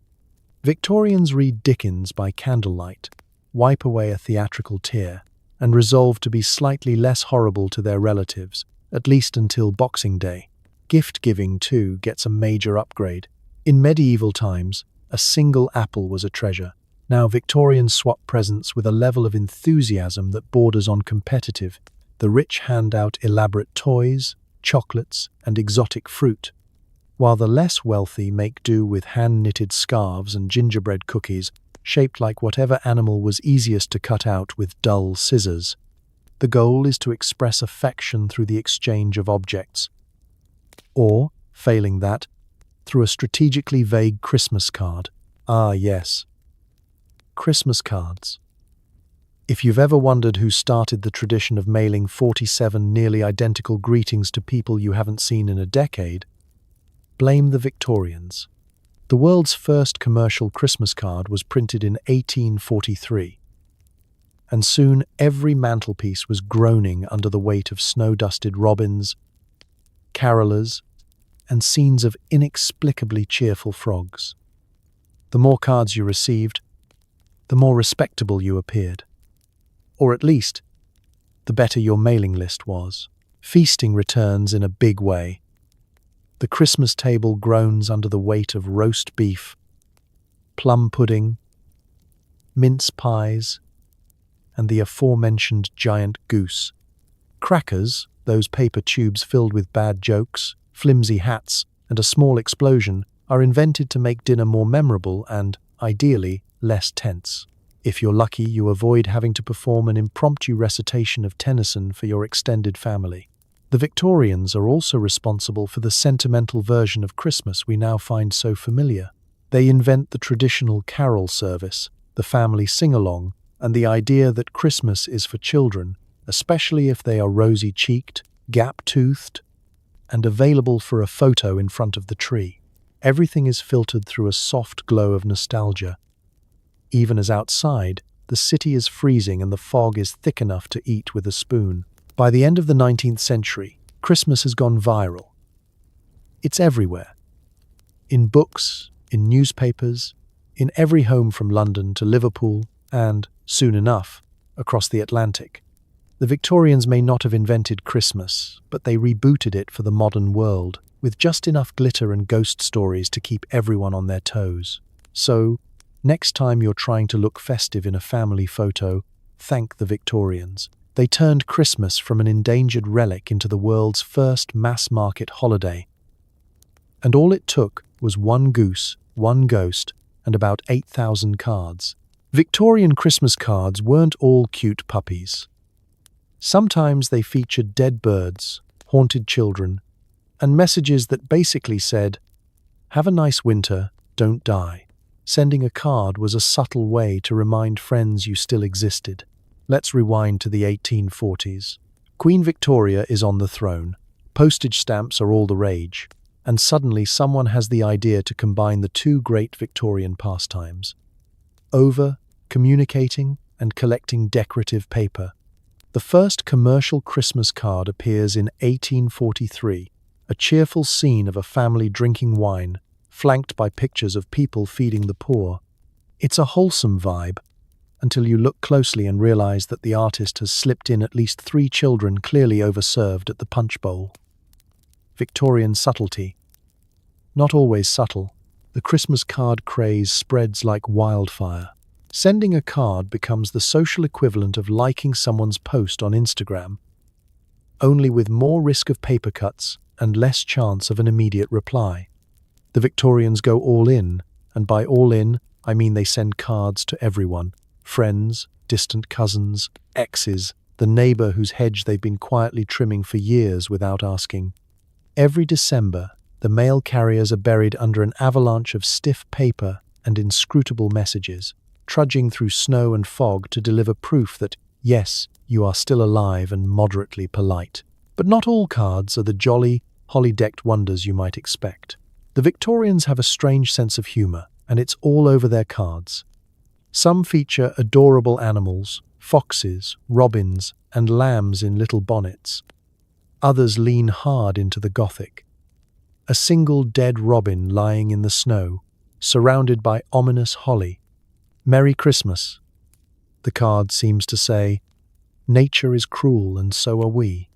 One popular design shows a frog in a waistcoat, staring mournfully at a tombstone. It's not clear who died. Possibly the frog. Possibly your Christmas spirit. There's also a category of cards designed purely for passive aggression. Wishing you a happy Christmas and a quick recovery from whatever ails you is a real mood.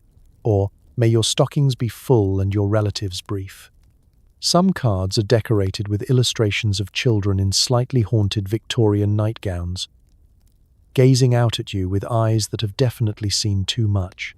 You hang these up on your mantle, feeling slightly less festive but too polite to take them down. Sending cards becomes a logistical operation. You buy cards by the box, carefully sort through your address book, and spend hours writing messages that mostly boil down to, hope you're not dead. If you are, please disregard this card. You invent small talk for people you haven't seen in 5 years. Weather's been brisk. The goose is plump. Grandmother is still here.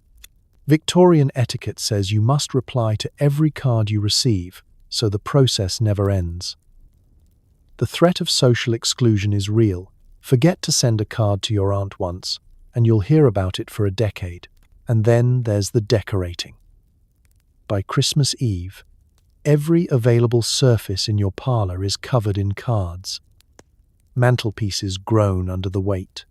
Some people invent elaborate string and peg systems, like the world's saddest bunting, to show off how loved, or at least how socially anxious, they are. The more cards, the more impressive the display.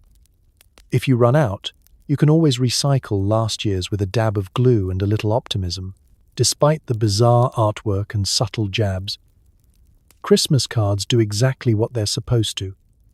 Keep people connected through the bleakest months of the year. They're a ritual, a paper-based life sign, and a gentle reminder that, no matter how dark or weird winter gets, someone, somewhere, is wishing you at least a moderately Merry Christmas. So, the next time you open a card featuring a dead robin or a child who looks like they stepped out of a Gothic novel, remember, you're part of a tradition older than plastic tinsel and only slightly less strange. No Christmas table is complete without crackers. Those cardboard tubes filled with paper crowns, tiny toys, and jokes that make you question your life choices. The Victorians invented them because apparently dinner wasn't dangerous enough. Let's roll back the clock to 19th century London, where Christmas is rapidly transforming into a glittering, candle-lit extravaganza. You're seated at a heavily laden table, surrounded by relatives you only see once a year, and everyone is awkwardly eyeing the mysterious tubes beside their plates. They're shiny, they're suspicious, and the only instruction is, pull sharply and hope for the best. Nothing says seasonal goodwill like agreeing to detonate a small object in your grandmother's general direction before the pudding is even served. The brainchild behind this tradition? a London confectioner named Tom Smith, who decided that selling ordinary bonbons just wasn't thrilling enough. He wanted excitement, drama, and, apparently, a moderate risk of hearing loss. Inspired by the crackle of a log on the fire, Tom developed the first cracker, a candy wrapped in a paper tube with a chemically treated strip that exploded when tugged from both ends. Instead of a gentle pop, you got a sound somewhere between fireworks and tiny cannon. The product was an instant hit, because if there's one thing Victorians loved, it was combining snacks, surprises, and a faint whiff of danger. Early crackers were simple, but it didn't take long for them to get fancier and weirder. Inside, you'd find a scrap of paper with a riddle or bad pun, a novelty toy, and, most importantly, a tissue paper crown so garish, even the local lord couldn't resist. By the late 1800s, crackers were a Christmas staple, so essential that hosts were judged not on their goose or pudding, but on the quality of their table-borne pyrotechnics. The paper crowns are their own story. Supposedly, they're inspired by Roman Saturnalia festivities. But really, they exist to ensure everyone at the table looks equally ridiculous. Slip one on and, for the next hour, you're a participant in an impromptu royal court where your title is Duke of Bad Jokes and Overcooked Vegetables. No exceptions. Your most dignified uncle, your fiercely competitive aunt, even your disapproving neighbor must don the crumpled pastel hat. Social hierarchy dissolves faster than the gravy. Then come the toys, plastic frogs, tiny puzzles, a comb too small for any human head. Sometimes you get a whistle guaranteed to annoy the nearest dog. Other times, it's a nail file or a fortune-telling fish that curls up and tells you, with unsettling confidence, that you're passionate or jealous. You pretend to be delighted, while silently re-gifting it to the nearest cousin. The real prize is the joke, handwritten or, if you're unlucky, machine-printed and unreadable. What do you call a snowman in July? A puddle. Laughter follows, sometimes sincere, sometimes contractual. Of course, the cracker pulling is a spectacle in itself. Two people grasp the ends, grit their teeth, and pull with all the competitive tension of a medieval joust. Whoever ends up with the bigger half gets the loot. Whoever ends up with the smaller half gets to start the next round of potatoes. Children develop strategies, adults form alliances. And for one brief, glittery moment, your family dinner feels like the finale of a particularly festive game show. Inevitably, the debris piles up, crumpled crowns, lost puzzle pieces, and a thin cloud of sulphurous cracker smoke lingering over the roast. But no one minds. The mess is part of the ritual, as is the gentle reminder that Christmas is about togetherness, silliness, and the enduring hope that next year's cracker might contain something you can actually use. So, as you pull your next cracker and don your neon crown, remember, you're taking part in a tradition that combines noise, danger, and fashion crimes in the spirit of pure holiday joy. Because at Christmas, dinner just isn't dinner until something explodes, preferably in your lap. Santa wasn't always a jolly bearded grandpa. He was a mashup of Norse gods, Dutch folklore, and 19th century marketing. Eventually, he traded in reindeer pelts for a red suit and unionized at every shopping mall on Earth. Let's start in the wintry north, where the Norse god Odin took nightly rides across the midwinter sky. Odin was less ho-ho-ho and more, be careful, I might hex your sheep. He flew on an 8-legged horse and sported a magnificent beard, setting the standard for mystical facial hair and supernatural modes of transport. Children left offerings in their boots, hoping for a blessing, or at least not a curse, and adults told tales of the wild hunt, a spectral parade across the heavens. The groundwork for Santa's grand entrances was being laid centuries before cookies were even invented. Fast forward a few hundred years to the Low Countries. Enter Sinterklaas, the Dutch bishop in a pointed red hat, who sailed into town on a steamboat, rode a white horse over the rooftops, and distributed gifts to well-behaved children. If you were naughty, though, things got considerably less magical. Think bundled up in a sack by a menacing sidekick levels of festive accountability. The Dutch exported their Sinterklaas to America, where the name, after a little linguistic gymnastics, became Santa Claus. Meanwhile, the British had their own Father Christmas, a robust, bearded gent in a green robe who presided over feasting and merriment, usually with a cup of spiced ale in hand and zero interest in fitness. Across Europe, every region had its own variation. Saint Nicholas, Kris Kringle, Babbo Natale, Dead Moroz, each brought gifts, sometimes wore fur, and always knew far too much about your personal life for comfort. In America, these legends collided and got the full 19th century marketing treatment. Writers and illustrators crafted the new Santa myth with the kind of gusto usually reserved for advertising soap. In 1823, Clement Clarke Moore's poem A Visit from Street, Nicholas, better known as 'Twas the Night Before Christmas, gave Santa a sleigh, reindeer with names straight out of a fantasy novel, and a habit of shimmying down chimneys. He was plump, jolly, and mysterious. And nobody really questioned the physics of rooftop landings. Artists jumped in to complete the transformation. Thomas Nast's 1860s illustrations cemented Santa's image as a rotund, rosy-cheeked man with a bottomless sack of toys, living at the North Pole with a workforce of tiny, overworked elves. Nast also gave us Santa's naughty and nice list, his headquarters, and his wife, who, as the only woman in the North Pole HR department, deserves a medal. And then, in the 20th century, along came the real game changer, advertising. Coca-Cola's holiday campaigns put Santa in the now iconic red suit with white fur trim, a look that stuck harder than glitter on carpet. Suddenly, Santa was everywhere. On billboards, department store displays, holiday cards, and, eventually, the world's shopping malls.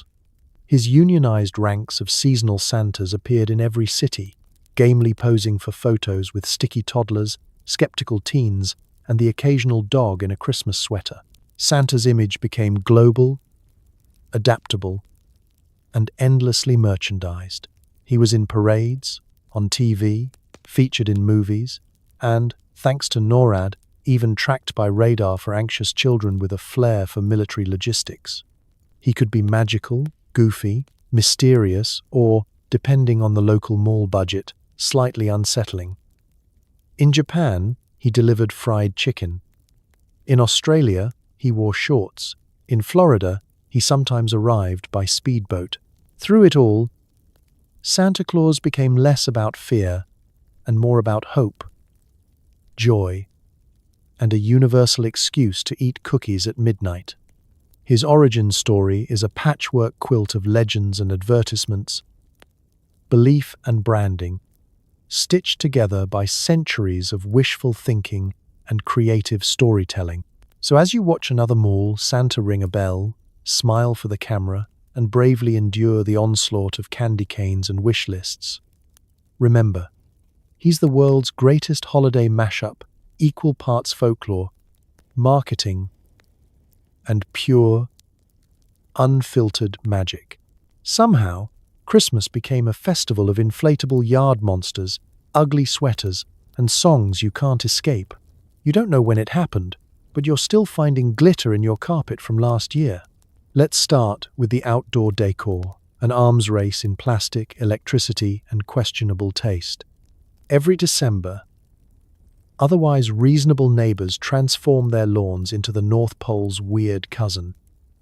Towering snowmen swaying in the wind, inflatable Santas collapsed in slow-motion existential crises, and reindeer that look like they're in witness protection.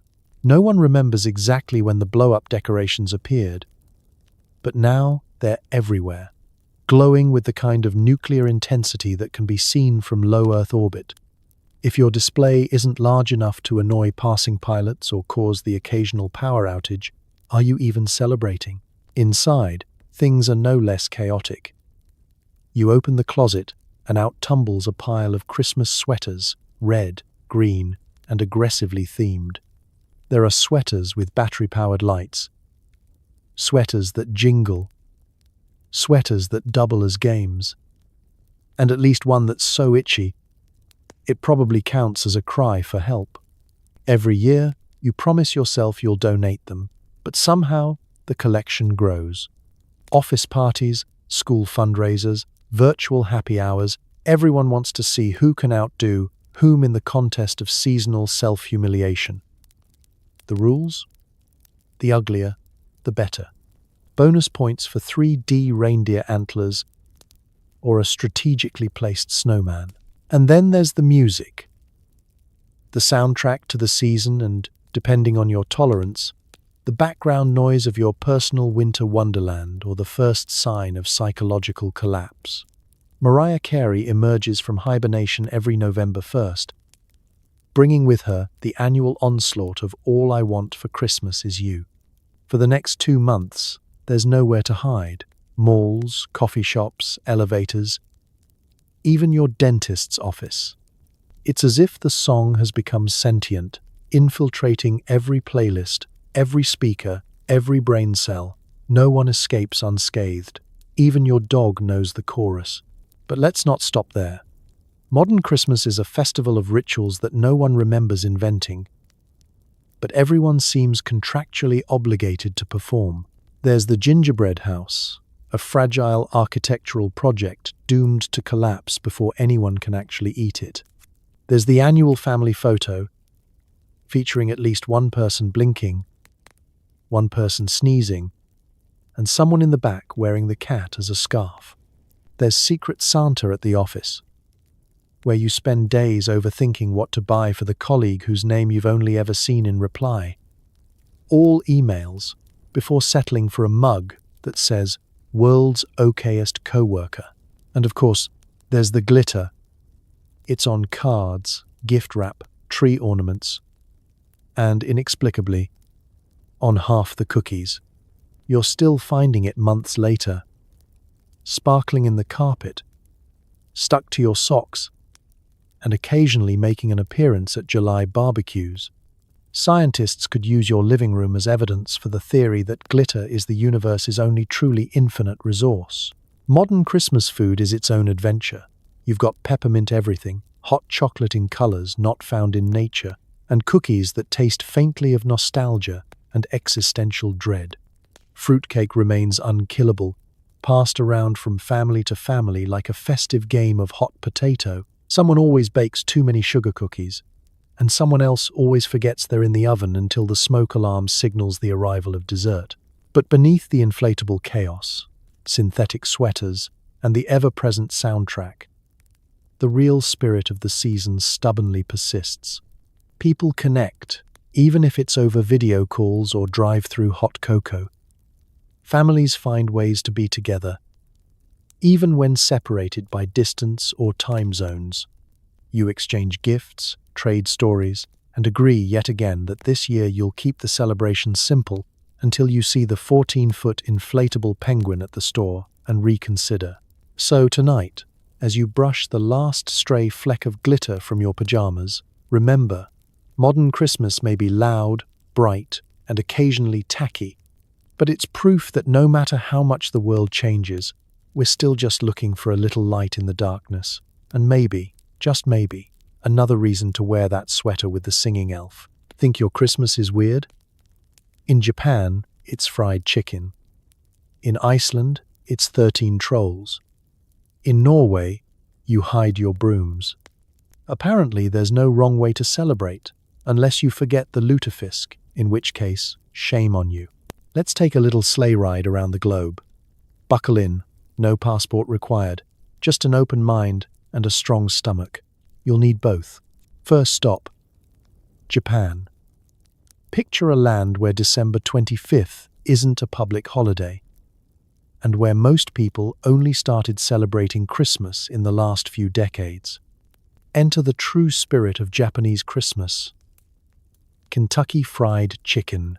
It's so iconic that if you want a Christmas bucket, you'd better order weeks in advance or prepare to do battle with a line that snakes around the block. It all started with a brilliant 1970s marketing campaign, Kurisumasu ni wa Kentucky, Kentucky for Christmas.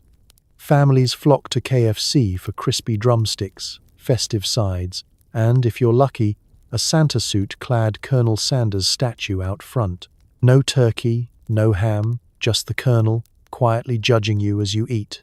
Head northwest to Iceland and brace yourself for the arrival of the Yule lads, 13 mischievous trolls who descend from the mountains in the days leading up to Christmas. Each one has a unique specialty, from slamming doors, door slammer, to pilfering sausages, sausage swiper, to licking your spoons, spoon licker. Good children leave out their shoes, hoping for candy. Naughty ones might get a rotten potato. It's basically the world's most high-stakes advent calendar, with a side of existential dread. Meanwhile, in Norway, Christmas Eve is less about singing carols and more about home security. Tradition says that evil spirits and witches emerge on this night, looking for brooms to ride. Solution? You hide every broom in the house, preferably somewhere inconvenient. If your house is properly witch-proofed, you can relax, eat rice, porridge, and hope no one's forgotten to lock up the dustpan. Let's cross to Eastern Europe, where things only get spookier. In Ukraine, Christmas trees are decorated with glittering spiderwebs and tiny fake spiders. A nod to an old folk tale about a poor widow whose house was magically adorned by industrious arachnids. If you're superstitious, the webs bring luck. If you're an arachnophobe, they bring nightmares. Venture south to Italy and meet La Befana, the Christmas witch. She swoops in on her broomstick on Epiphany Eve, bringing sweets for the good children and coal for the bad. Because apparently Santa needed outsourcing. La Befana is famously hard to please, and Italian children hedge their bets by leaving her wine and snacks, just in case. Over in Sweden, families watch Donald Duck on Christmas Eve. Not Home Alone, not It's a Wonderful Life, just good old Donald, who's been a holiday TV tradition since 1959. Every year at 3 p.m. sharp, millions of Swedes drop what they're doing to watch a slightly confused duck navigate the season's chaos, proving that even animated waterfowl can have cultural impact. Now, let's talk about food. In Norway, the infamous lutefisk makes its appearance, a gelatinous, fishy delicacy that's been soaked in lye and, for some reason, survived into the 21st century. To outsiders, it's an edible dare. To Norwegians, it's tradition, and not eating it is grounds for excommunication, or at least a stern look from grandma. In the Philippines, you'll find elaborate lantern festivals and the world's longest Christmas season, starting in September and stretching all the way to January. If you're still humming jingle bells after New Year's, you're in good company. No matter where you land, the rules are the same. Eat, gather, improvise, and do your best to avoid curses, trolls, or explosive poultry. The world's Christmases are messy, magical, and just a little bit absurd. A reminder that the heart of the holiday is about coming together, even if you're wearing a Santa hat in a fried chicken joint or hiding your best broom under the bed. So, as you tuck in for the night, remember, your weirdest tradition is someone else's normal. And that's what makes Christmas, globally and locally, the most gloriously unpredictable celebration of all. At the end of the day, Christmas is about making it through the cold, the dark, and the endless reruns of Elf. Humans have always needed an excuse to eat too much, sing badly, and pretend everything's fine. And somehow, it works, year after year. Let's be honest, winter can be brutal. The sun disappears by mid-afternoon, the world turns grey and cold, and your socks are never ever dry. For most of history, December wasn't so much about fa-la-la as it was about survival. The pantry shelves grew thin, the winds howled through the walls, and the only thing standing between you and a full existential spiral was a well-timed celebration. That's where Christmas comes in.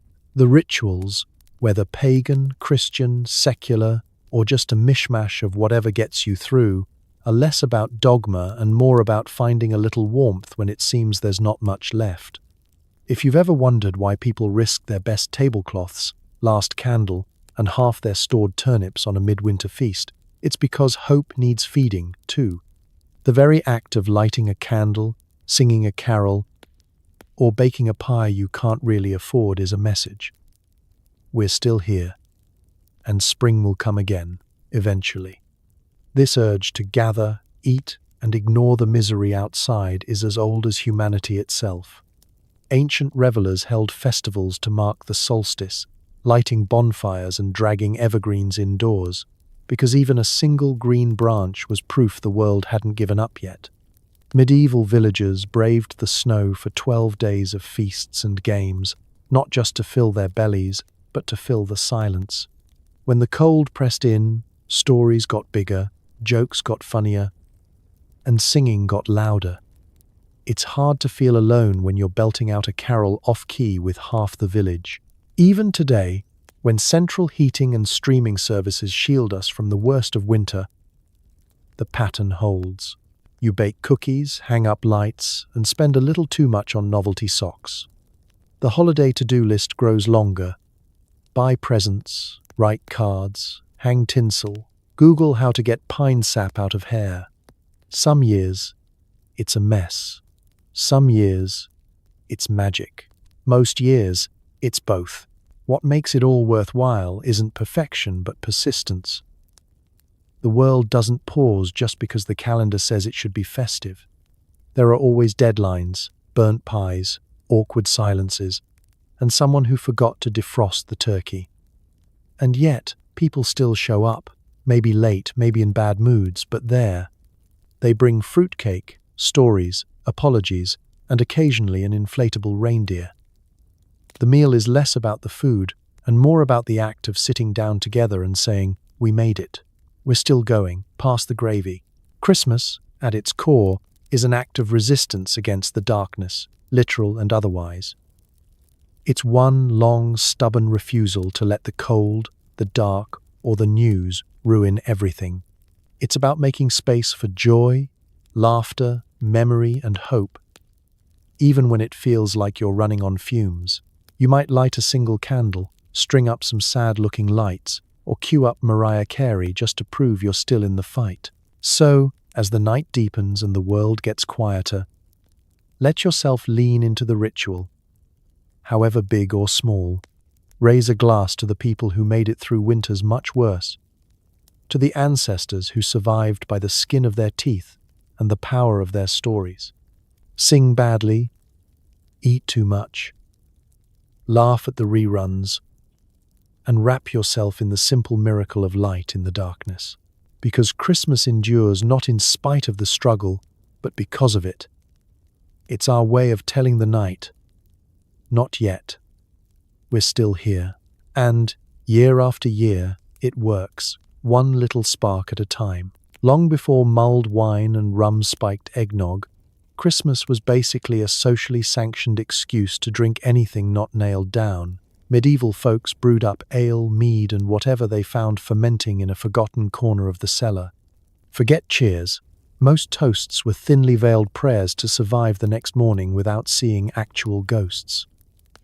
If you weren't at least a little tipsy by Epiphany, were you even celebrating?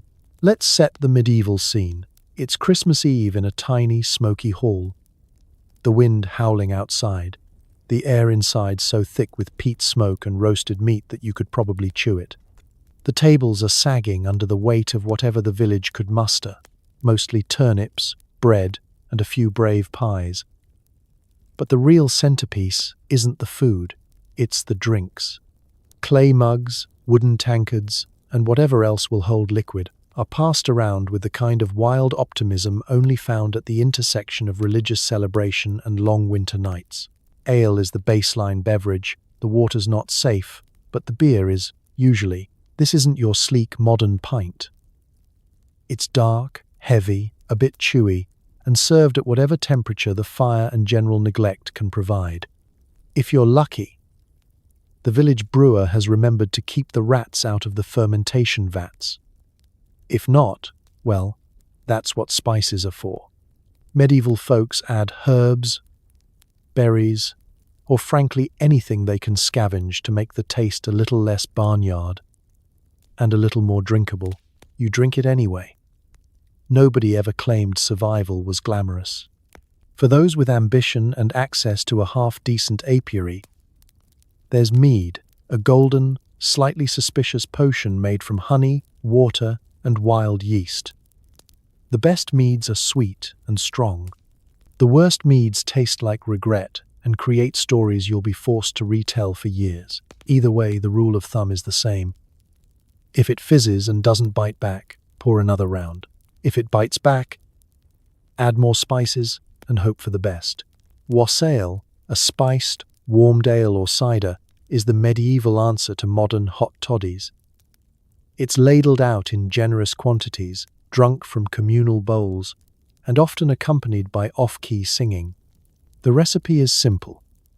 Cider, ale, whatever fruit you have, plus a handful of the kitchen's last remaining spices, all boiled together and served so hot you can't taste anything but heat and bravado.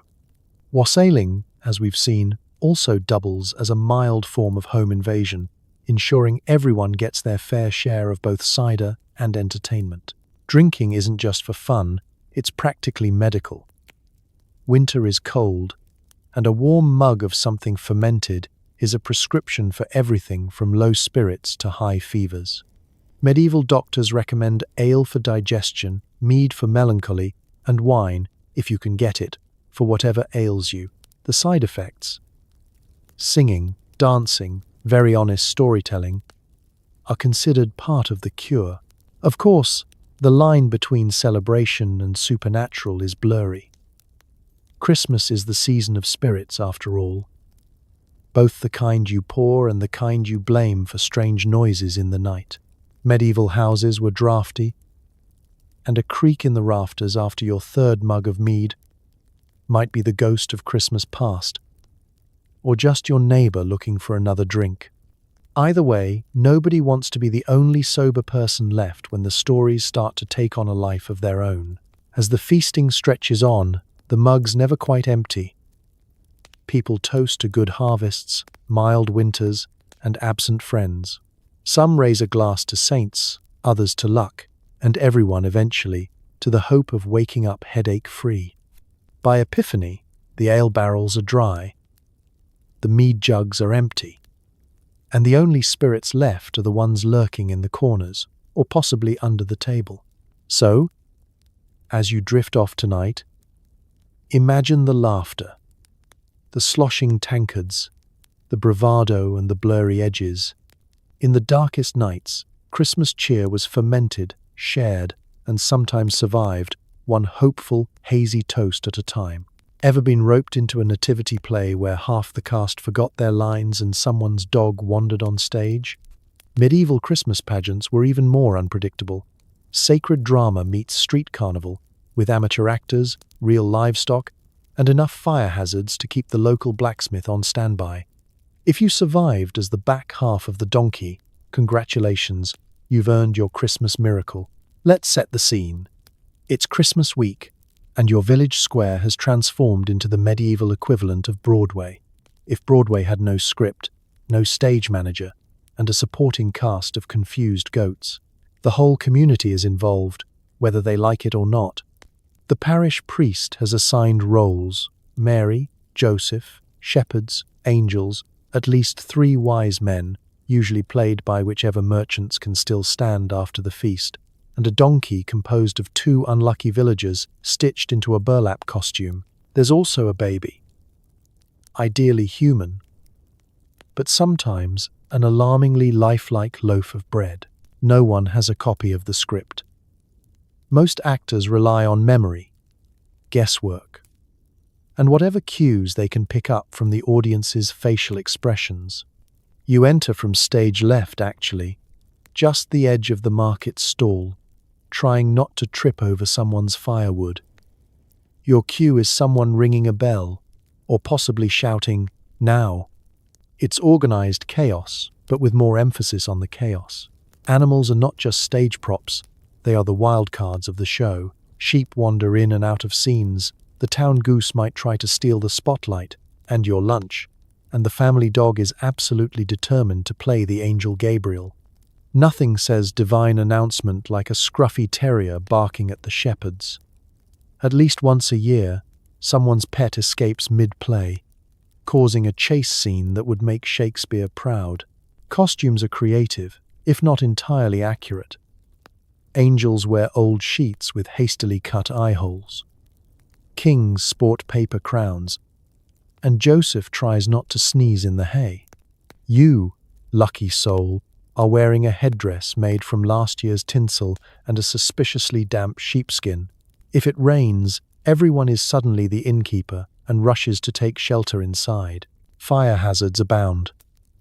Torches illuminate the night but threaten every hemline, wing, and prop beard.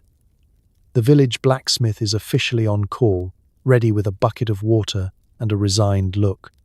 Pyrotechnics are not part of the script, but occasionally, someone's halo catches a light, leading to an impromptu display of Holy Spirit and medieval first aid.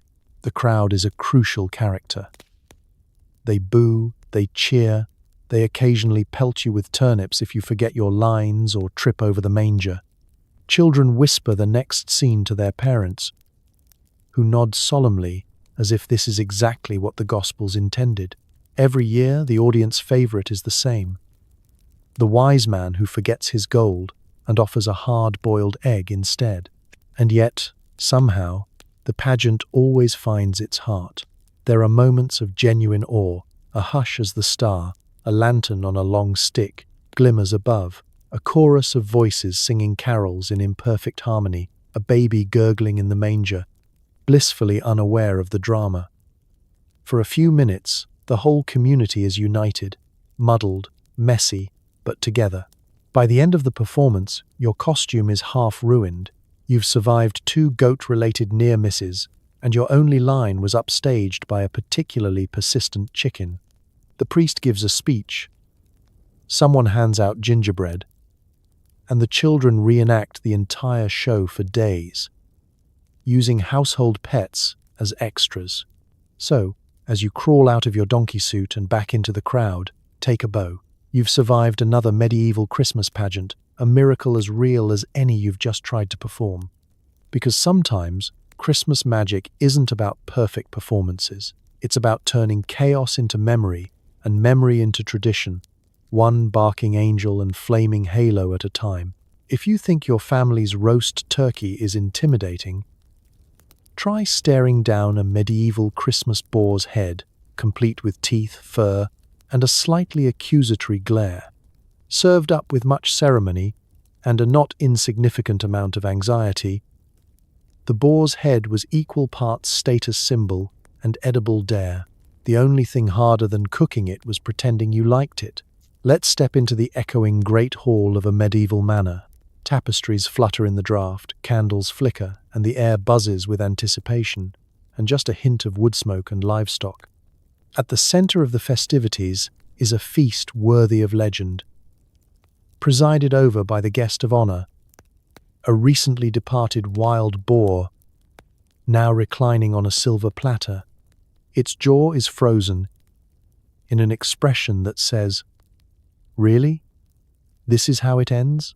The arrival of the boar's head isn't just dinner, it's a full-on parade.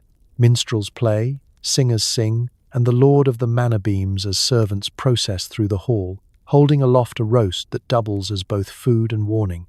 There are songs written just for the occasion.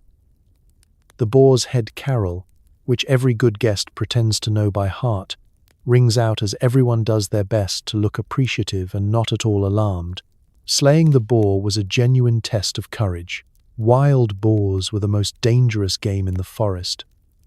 Strong, fast, armored with bristly hair and equipped with tusks sharp enough to make a knight reconsider his life choices.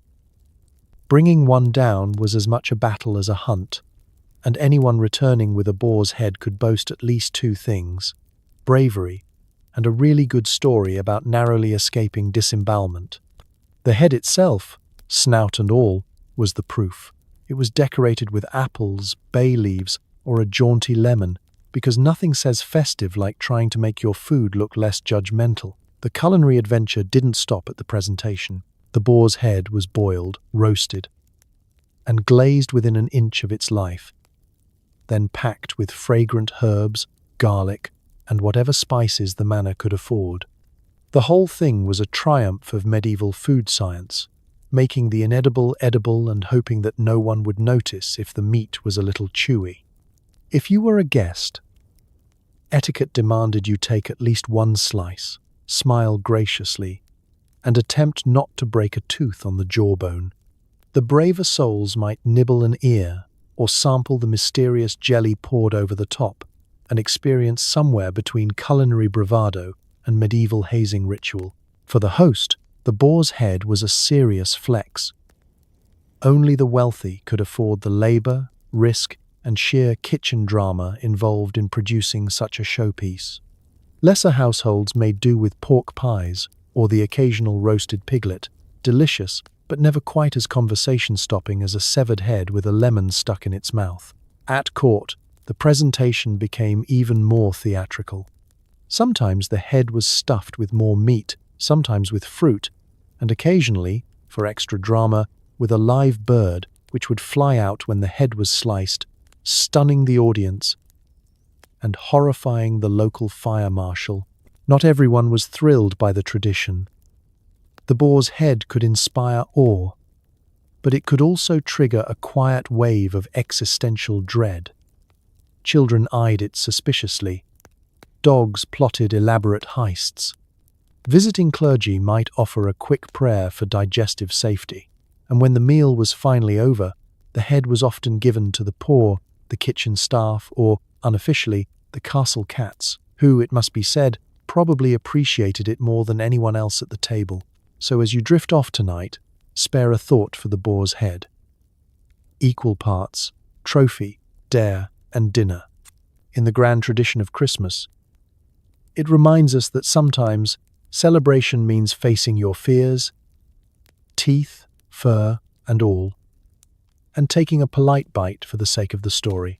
So tonight, as you drift off, safe in your temperature-controlled room, buried under clean sheets, with nothing more terrifying than your phone at 2%, maybe spare a gentle thought for all those who came before you. The pagans who danced around fires, the Romans who gambled away their dignity for a shot at Saturnalia glory, the medieval peasants who prayed their Yule log wouldn't go out and leave them huddled with their livestock for warmth. The Victorians who invented half of our Christmas traditions just to fill the long, candlelit hours before central heating, you've made it through centuries of holiday madness. From Norsemen setting trees on fire indoors, to Puritans outlawing Christmas because someone had too much fun, to the modern world, where your greatest seasonal hardship is surviving a department store parking lot or explaining to your family why you don't want to play Secret Santa. The people of history braved feasts that could kill you, church services that lasted until your legs went numb, and enough superstitions to make you afraid of your own fruitcake. But through every age, one thing somehow survived: the stubborn, wonderfully absurd human desire to find a little warmth and light in the darkness. People feasted when they could, shared stories when they couldn't, and made the long winter nights just a bit less lonely. They improvised, adapted, and sometimes invented brand new traditions because, let's face it, nobody really knew what they were doing, but they did it together. So tonight, as you relax into the silence, maybe give a tiny nod to the ghosts of Christmases past. Whisper a thank you to your ancestors who trudged through snow, hunger, and communal singing long before Bluetooth speakers and on-demand carols. Because history isn't just suffering, it's resilience, invention, and a refusal to let the dark win. May your dreams be cozy, your nights be peaceful, and your holidays filled with only the good kind of surprises. Sleep well, knowing that whatever tomorrow brings, at least you don't have to explain to a Norse god why there's a goat in your living room. Good night.